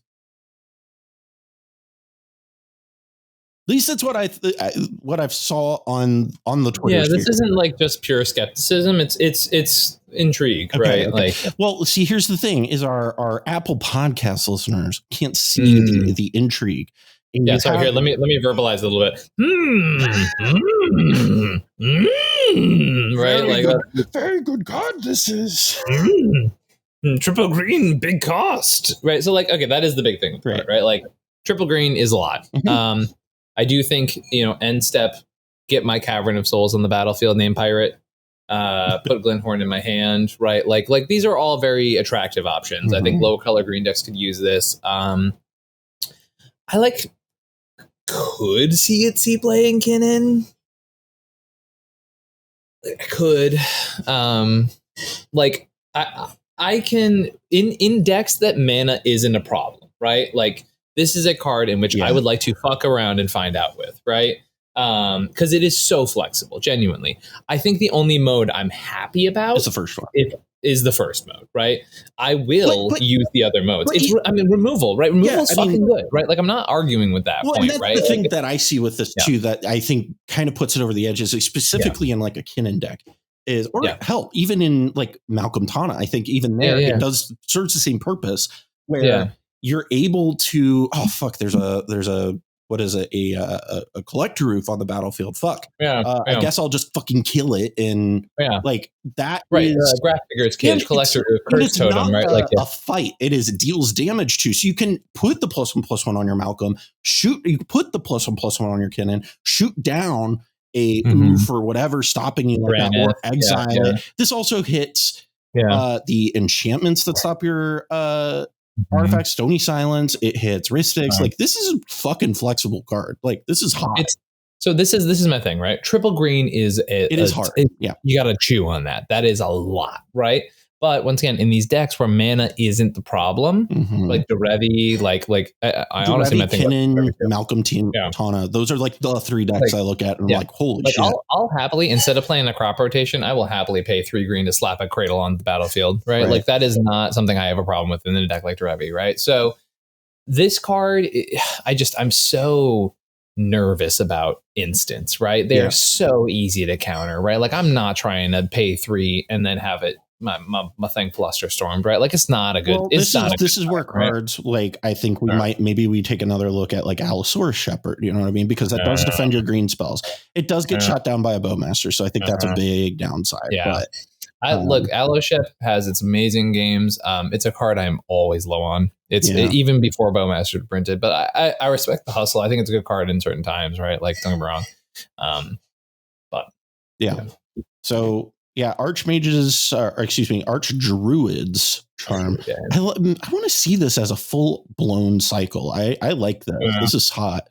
I just now, literally, I'm sure somebody else somewhere made that connection immediately. I immediately, like right now, I was like reading this. I was like, oh, Archmage charm. Huh, okay, this is cycle. Meanwhile, the red one's going to be like, make a 1/1, deal 3 damage to somebody. And it's like, fuck you. We always get shafted in this one. Like, make someone discard and draw a card. I can't think of what that voice was, but my brain immediately was like, "Oh, what are you going, Templeton the Rat?" But I was like, "No, that's not Roger enough." I can't think of what that was, but that was a great voice. Next card on the list. This card's interesting. It is a 3 generic and a white instant called Unexplained Absence. It says for each player, exile up to 1 target non-land permanent that player controls. For each permanent exiled this way, its controller cloaks the top card of their library. So I think it's interesting. I don't know that it's great. 4 mana is a cost, right? Yeah. But I do think it's interesting because it's like this instant speed permanent grasp effect that can like fuck up people's they're like top deck tutors because you're cloaking the top card of their library, which I think is like really interesting. Somebody top deck tutors, you cloak it onto the battlefield. All of a sudden that Nas that they went and tutored for or whatever that like instant was they went and got is now just stuck because you can't flip it over. I don't think it's great, but I think it's interesting. I think it has some interesting play mechanics built around it. I think that having an instant speed grasp of fate is really compelling. I don't know. What are your thoughts? I'm not in any deck I can think of basically ever. I am not in the zone for a 4 mana instant. Like, unless it's Paradoxical Outcome. Well, I play Paradoxical Outcome. That's not fair. That card costs 0, right? Like, that's a good card. That's a good card. But also, once again, like Paradoxical Outcome immediately replaces itself, right? And also, that's a win condition, right? Like, in a sense. Yeah. So, like, I don't know. I just don't think it's there. I don't think it is. Yeah. I think the idea is kind of interesting. That's what I'm saying. It's like, I don't know that it's quite good enough. I think it's interesting. Like it's a card that it's like, and this way, sometimes during these set reviews, I'll pull up cards that are like not quite cEDH, but there's something there, right? Like there's an idea there that I think is interesting that may like keep your eyes out because they're exploring something. That there might be more of this coming down the pipeline that is more efficient. I can get behind that for sure. But I think it's at least interesting. I like seeing cards like this. I think that there are some. It's kind of like what was the card from the Doctor Who set that like made stuff Island or the Flood of Mars. Yeah. Where it was like, I don't think this is cEDH, but I think it's interesting and could have some interesting, like down the line, interesting play pattern, right? Like this has very much that, like, I think there's some interesting play patterns that you could think through with this, that while maybe this card doesn't quite cut the mustard, maybe it looks like another knife that you are interested in cutting the mustard with. Sure. So I don't know. I think it's interesting. I think it's worth like at least looking at, examining how it would affect the game. And that's kind of what I think about that. So Unexplained Absence. I have an explanation for why I think you should think about it. Not play, just think about. Listen, I'm a philosopher at heart, Ian. Philosopher. This is all theoretical. Let's look at the next card on the list. It is Assemble the Players. It costs a generic and a white. It is an enchantment, and it says you may look at the top card of your library at any time. Once each turn, you may cast a creature spell with power 2 or less from the top of your library. I think, other than what's the red one, this is the cheapest look at the top card of your library effect, like that you can just passively look at. I think so. I think this is the cheapest one, because isn't the red one? The red one's 4 mana, isn't it? Yeah. Okay. So this is the cheapest. You're talking about Experimental Frenzy? Experimental Frenzy. Thank you. Yeah, that was the card I was thinking of. This is the cheapest at this effect. The other cheapest one is the 3-drop that requires you to have Coven. There's that. Oh, I guess there's also what's the one from Theros, from Born of the Gods? Oh, Reality Chip, right? I guess that's Chip. Yeah, but that has like a lot of conditions attached to it. Like this is very like just. I guess we can look at the top card, but this still has less conditions than Reality Chip does. But so it's like this of the other cheapest one. So it's like this, and so this is a cool card. What are your thoughts on it? I love it, man. I think the ability for it to basically be for those decks that we were talking about earlier with those Doorkeeper Thrull, like this is that strategy, right? I'm looking at this in like Jetmir and like stuff like that, where like I'm just trying to rip a bunch of bears in decks that don't have a lot of good card advantage, right? Sans blue decks that are like big, heavy on bears. And that, obviously bears that maybe resist a Bowmaster is a little bit better. But like, like I'm talking about like Dauntless Dismantler and Drain of Magistrate and Doorkeeper Thrull and Hushbringer. And like, that's, like if I can get one of those for free every turn not like literally free, but like free off the top, right? If I clear the top card of your library, like that's right.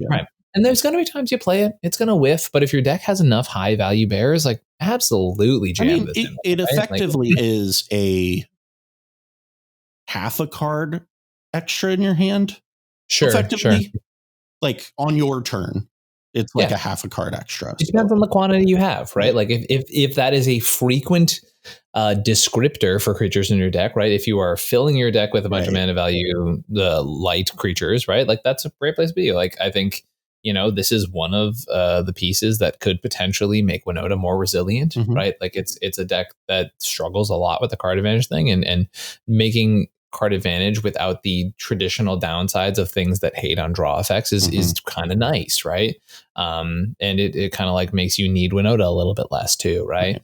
It also allows you to just even make game actions with extra information of knowing what the top card of your library is, right? And there are decks in these colors, in white specifically, that like care what's on the top of people's libraries. So I'm kind of into that. I think it's a sick card for sure. Yeah, it was a really neat card.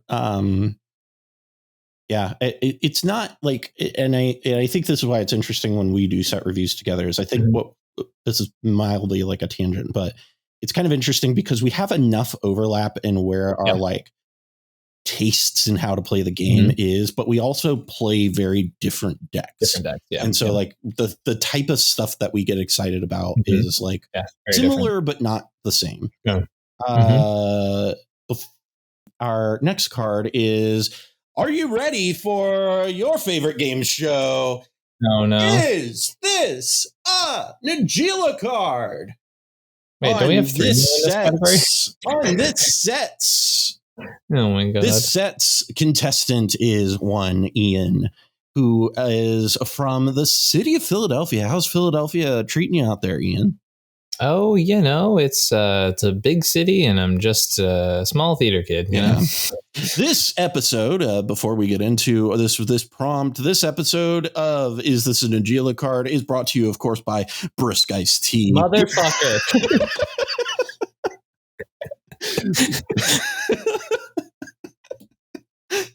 So, Ian, our question for you today is we have a card here called War Leader's Call.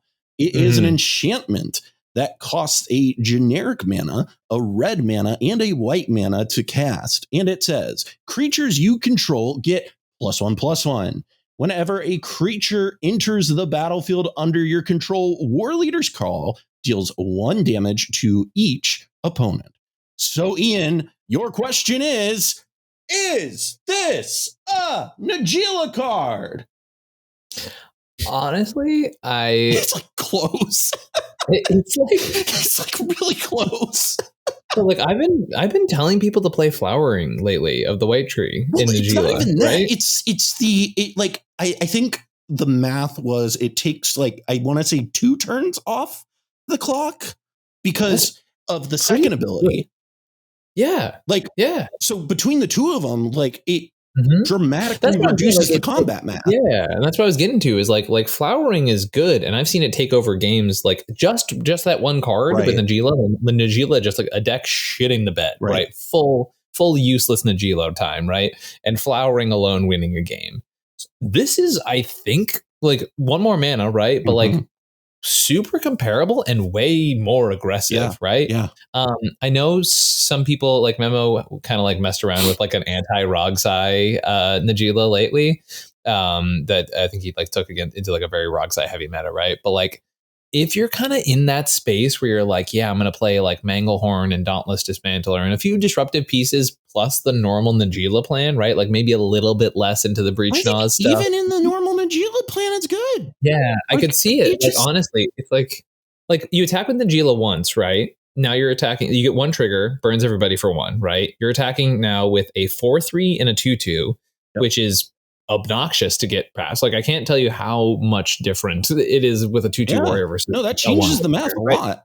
Insane, right? Like the difference between Tymna and Kinnan being able to block your warriors is big. Like it is huge. And then the next turn rotation, you are swinging in. You're doing another free 2 damage to everybody, and to have 2 more 2/2s coming in. That's like, I don't know. Like I have a hard time being skeptical of that. It also makes the the extra turn math lower, where you don't need infinite, like you don't necessarily need Derevi to like pull it off, because of the fact that you're like you're going to take a big chunk of fucking damage off of people's life totals just by attacking, and you don't even need to connect. Like I think this is pretty damn close. Yeah, there's been like a lot of cards recently where I'm just kind of like, I kind of like just murder Najeela, you know what I mean? Like just like actual factual, like Wily roast. I really think Najeela does need to kind of move back off the turbo game plan. I think the turbo game plan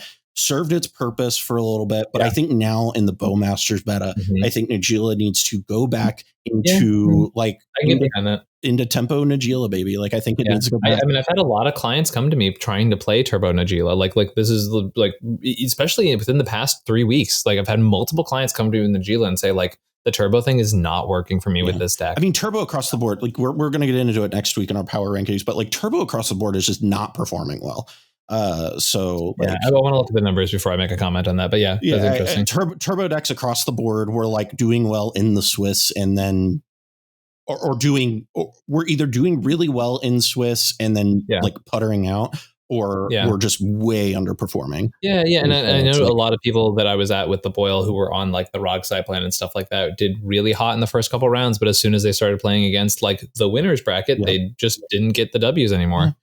You know? I'll go into my analogy next week for Rogsai. So, I think this is really close. I think that if there was ever a card that did that, like this type of thing, like a what is it, like a Lord style effect, right? This. I think this is like about as close as you can get to making it playable in that deck. and you know me, like I'm not a Najeela person. This is attractive to me for Najeela. Yeah, like I am a Najeela person. Like Najeela is one of my favorite decks. Like it is. Yeah. It's also one of my hated decks, but it's historically one of. I think it's the only top deck in the format I have never played at a tournament. Oh, fun fact. I've actually played it a handful of tournaments. That's weird. Yeah. But yeah, I think this is pretty damn close. I do think. I don't know. I it's hard for me to just be like blanket in on this. Yeah. But I do think the second ability and even it doesn't even matter if it's in the combat step, right? You're just incidentally. Mm-hmm. Oh, man, I played this ignoble hierarch, 1 damage to everybody.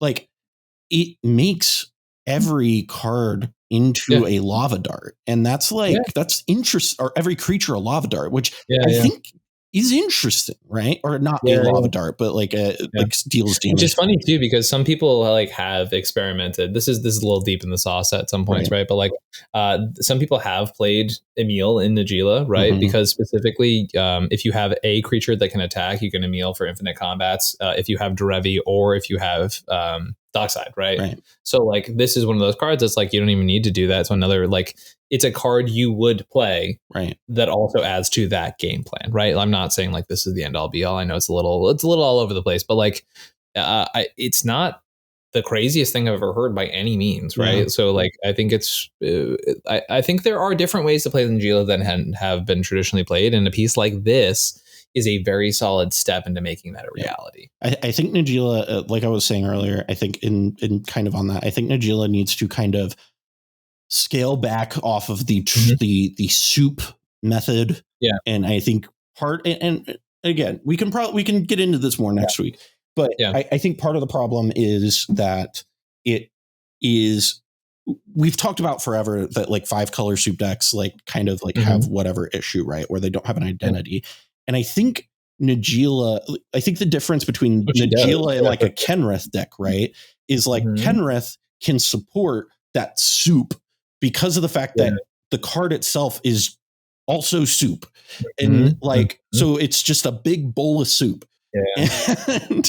And like I'm a little quiet right now, but that's because the gears are turning. I'm like, meanwhile, Najeela, on the other hand, is also 5 colors and is also played as a soup deck. Yeah. But you have this commander that does a very specific thing, right? And so I think the difference is, and I think we've seen this historically with decks in general that don't have card advantage or aren't just like those generic pieces in the command zone, where you need to play to that card's advantage in order to do well, or else you're going to struggle to outpace your opponents because they're playing Tim Necrom, Tim Amelka, have better card draw than you, or they have better outlets than you. Yeah. And so I think that's really where Najeela's at, is Najeela. And again, I'm going to get deeper into that next week. I have a lot of thoughts on that. Yeah. But I think what that is I think Najeela, maybe I'll play Najeela more. I really love Najeela, but like it is one of those things where I think it needs more of an identity than is just 5-color Rogsai. Like I don't think that is the I think that worked for a time, but then Bowmasters got printed and everything changed, right? So I think and then the Fire Nation attacked. And I think now we need to change our ways, and I think this just generically in a Bowmasters meta is pretty damn good. So sorry, now the allegory of Bowmasters in the One Ring being the Fire Nation is like fully sending me. It's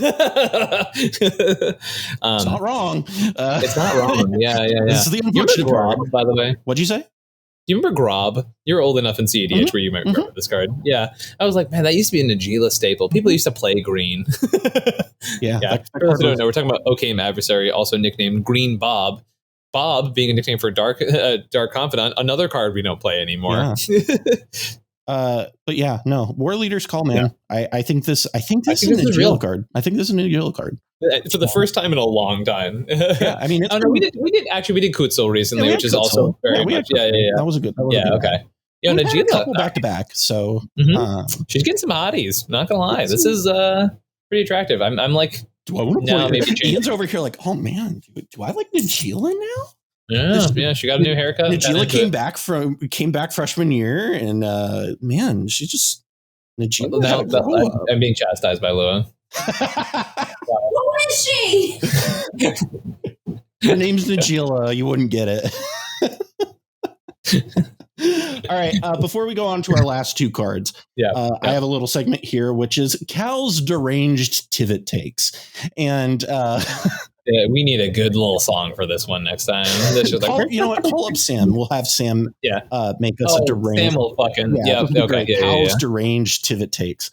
Get Sam on the line. The first one in this set is Lazav, Wearer of Faces, which is a 2/3 shapeshifter detective that costs a blue and a black. And it says whenever it attacks, exile target card from a graveyard, then investigate. And it also says whenever you sacrifice a clue, you may have Lazav become a copy of a creature card exiled with it until end of turn.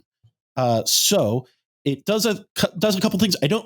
This is not a thing where I think it's great. I don't know that it I'm not like sitting here going, man, you got to play this shit. But the way I see this being really good in a Tivit deck is, somebody has a Grand Abolisher in a graveyard, right? Let me go crack this clue real quick. Exile, or attack with Lazav, exile it, crack a clue. Now I have a Grand Abolisher going into my second main phase. Let me try to go off here. That's very hard to interact with because a lot of people don't have graveyard interaction. A lot of people don't have things to deal with that. So again, I think this isn't, or even a Kutzel, right? Somebody has one of those Grand Abolisher effects in the graveyard, has a card that has like a static ability that we're interested in. I think this is something that I don't think this is amazing. I don't think this is a card that is a slam dunk, but I see this and I go, this might be a role player. And I think this might be interesting to see how it works. I think it synergizes enough with what Tivit kind of already does that I think it's worth looking into. And so this is a card that I am going to be testing in Tivit. Again, like every set, I have like a list of cards that are Tivit tests, and I never talk about them because I cut them because the entire segment would just be me going, hey, there's a card I think might be good in Tivit. All right, let's move on. And so I'm doing a whole segment for you. Next card in the deranged Tivit list is Merchant of Truth, which is a 2 generic angel it's a 2/5 angel detective that costs 2 generic and 2 white, has flying, and says whenever a non-token creature you control dies, investigate.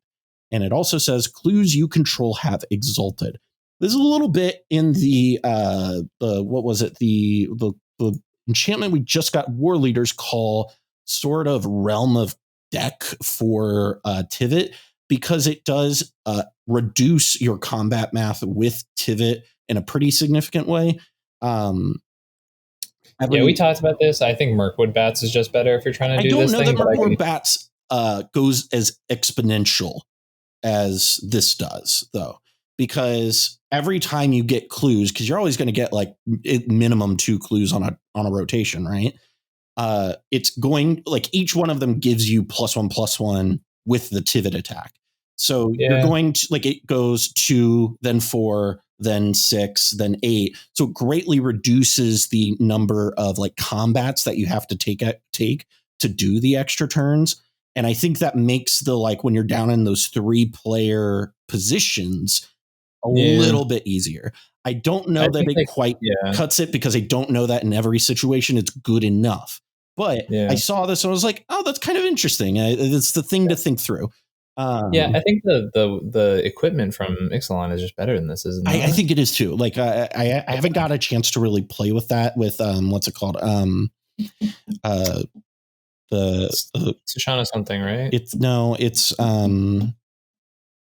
I don't remember. It costs 1 mana and it's great, and I played it in many drafts and it's fucking incredible. It's Talion Soul Cleaver. That's what it is. Talion Soul Cleaver. It's very, very good, and I do want to play it in Tivit. I just haven't really got a chance to like test it.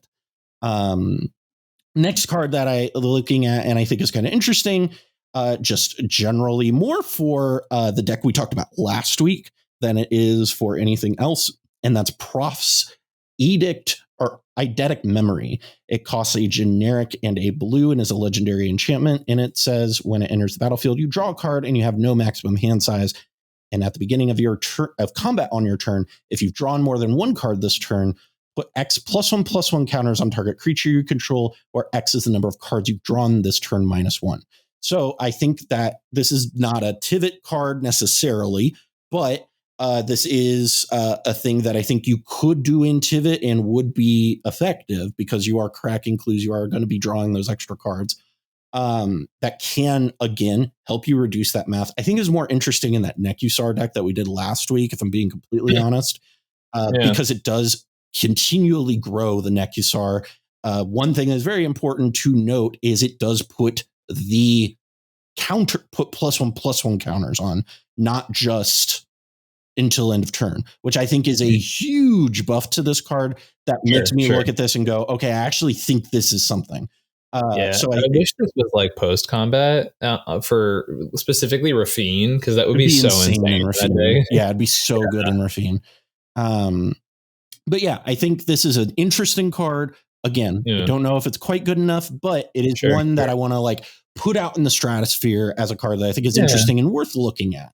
And the last card in my deranged Tivit takes is Armed with Proof. This is an enchantment that costs 2 generic and a white. And it says when it enters the battlefield, investigate twice. And then it says clues you control are equipment in addition to their other types and have equipped creature gets +2/+0 and has equip 2. If you've been following along with this conversation in this little stretch here, there's been a noticeable pattern in this little segment of reducing Tivit math or making Tivit kind of be just a hair faster than what it is performing at right now. And I don't know if this is quite it, but I like the headspace that this puts me in. And it's an interesting area to like investigate, so it were. No pun intended there whatsoever. But I think there's something interesting here. I don't know if clues you control are quite like the equip 2 is quite worth it.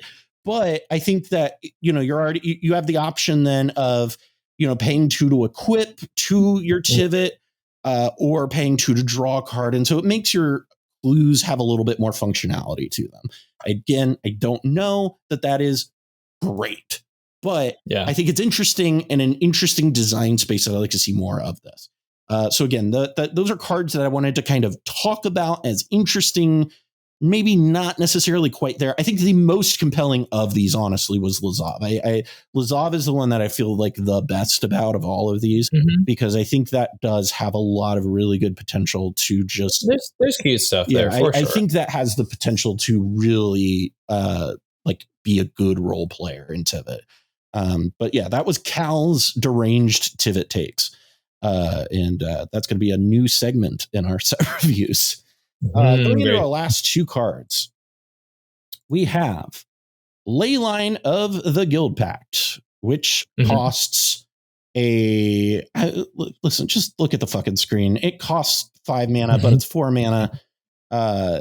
If you want to figure out how that works, it's got a bunch of split mana costs on it. Notably, you can pay 4 green to cast this if you want, which is nuts. But that is an interesting thing to note. It is an enchantment that says if Leyline of the Guildpact is in your opening hand, you may begin the game with it on the battlefield. And then it also says each non-land permanent you control is all colors. And lands you control are every basic land type in addition to their other types. So yes, people at home, Coalition Victory is never coming off the ban list now.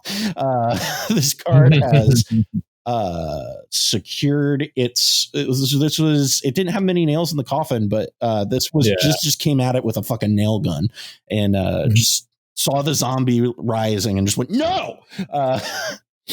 This is an interesting card. I've seen some people talking about it in the Najeela. What are your thoughts on it, Ian?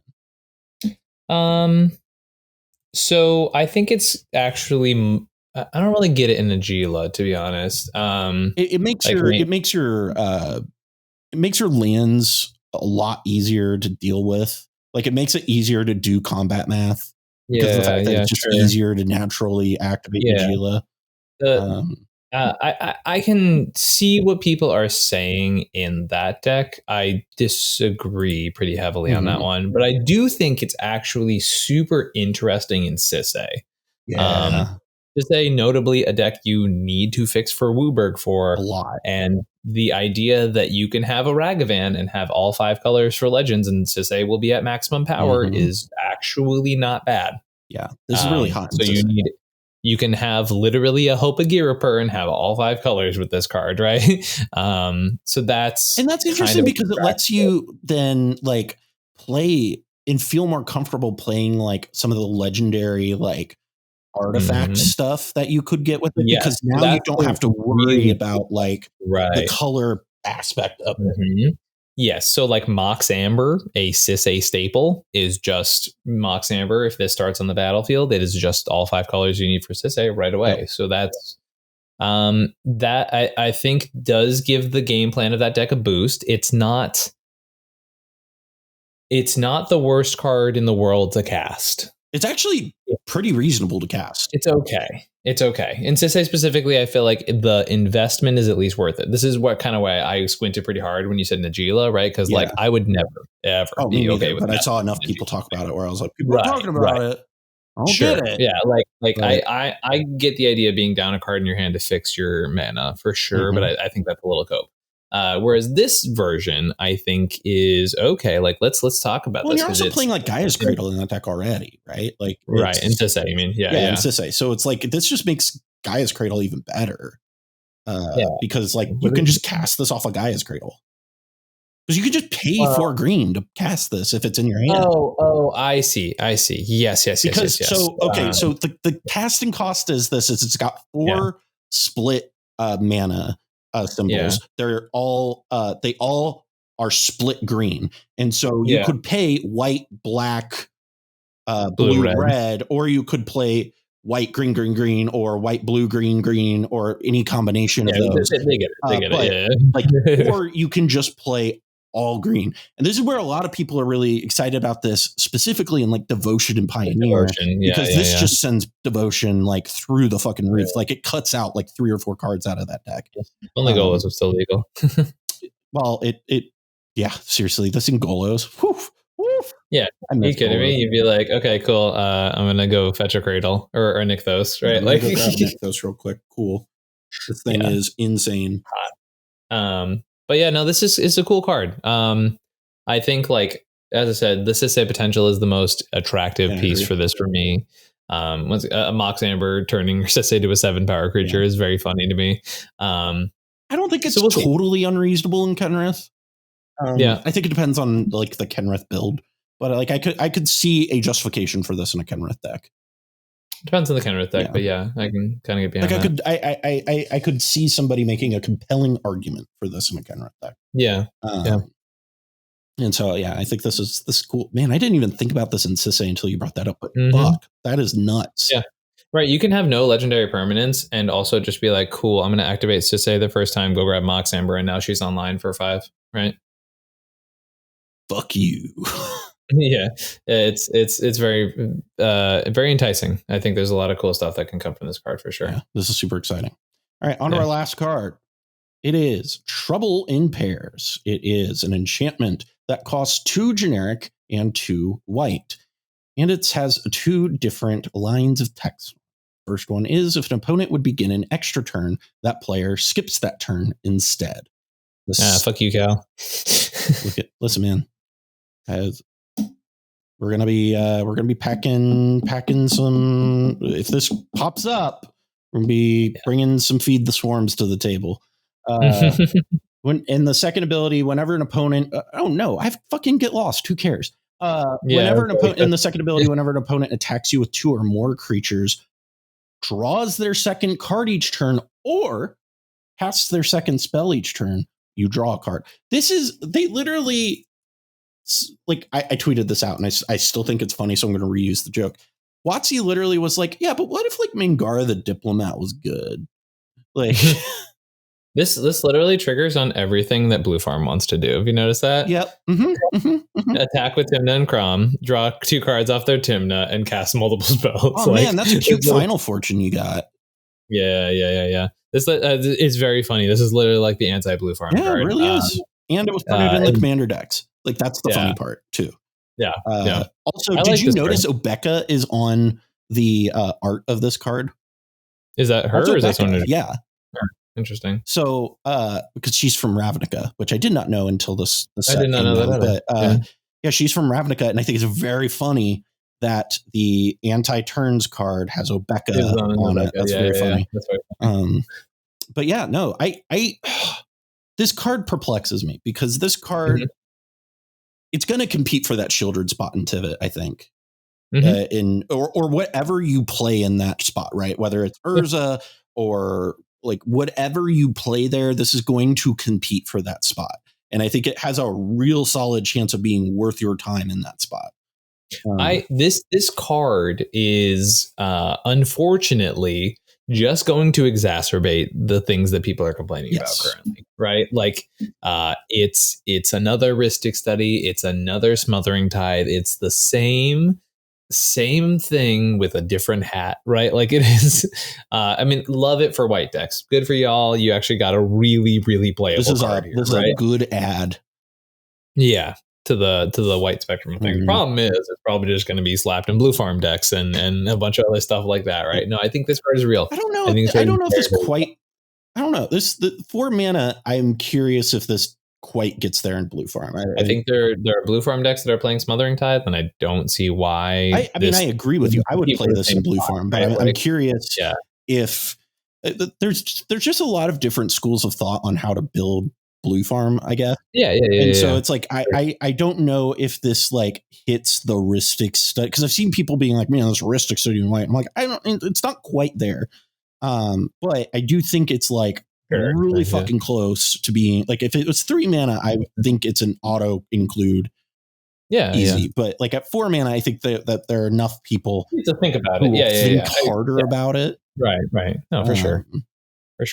But I think the part where I have trouble looking at it over Shieldred is it comes down to do I want more cards in hand, or do I want to like push the life totals harder? And I think that's where the issue comes.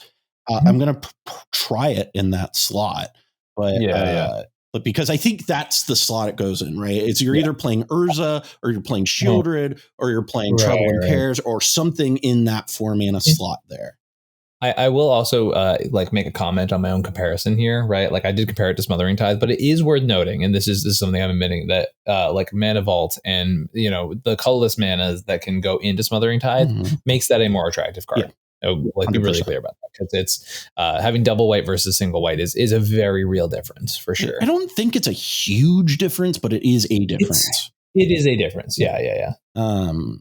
But this is really good. This is the first of these, this like round of, because we've got this like genre of cards over the past few years, right? Like Smuggler's Share and all of those. They've kind of been monologue tags. I mean, hell, even Mingara the Diplomat you could put in that like genre.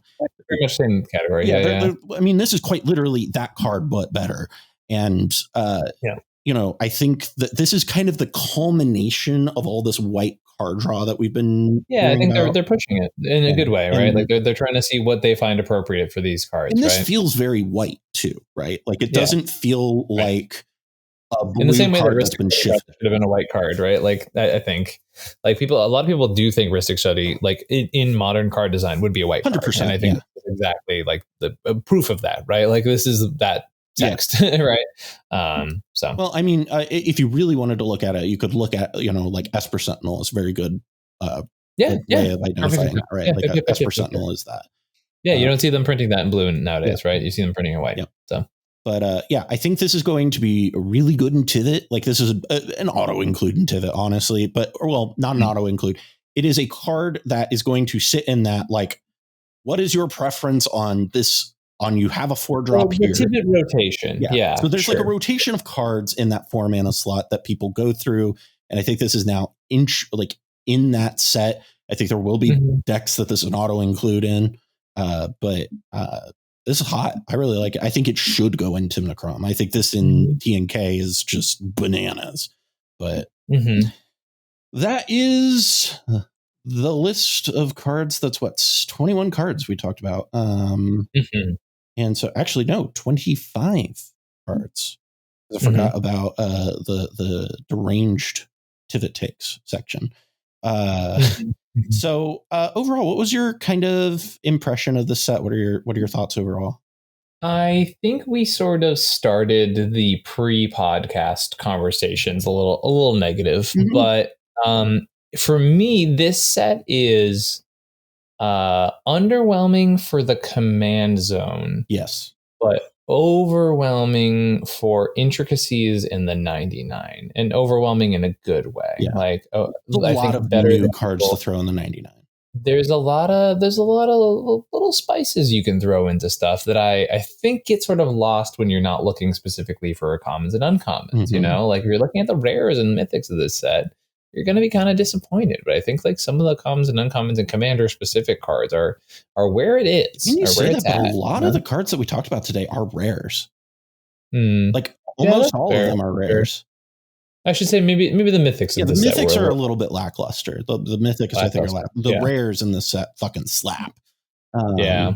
But yeah, I mean, I think overall, I really like the additions that we got from this set. I think the commander set I was actually pretty unhappy with for the most part.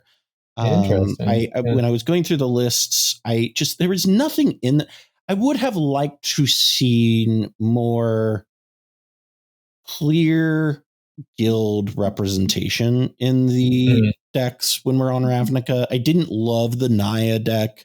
I mean, that's not surprising, but like I was kind of sad we didn't get like a Azorius commander deck this set. It would have been a great place to have a Grand Arbiter Lavinia that's cracked, by the way. This might be a personal thing. You're a little deep on that one. Listen, he promised me a Grand Arbiter Lavinia and then didn't give me a Grand Arbiter Lavinia. I'm pissed, okay? No, but I think that overall the like design of the set is really good. I like the main set a lot more than I like the commander set, which I actually usually don't say. But I think that this is a solid set. I'm really interested to play it more. This is a cool main set and an okay commander set. Yeah, we'll see how this set plays out over time. But I think there's a lot of little pieces here and there that are like, okay, let's make something happen, folks. You know, 100%. Well, with that being said, Ian, it is where can people find you out on the internet?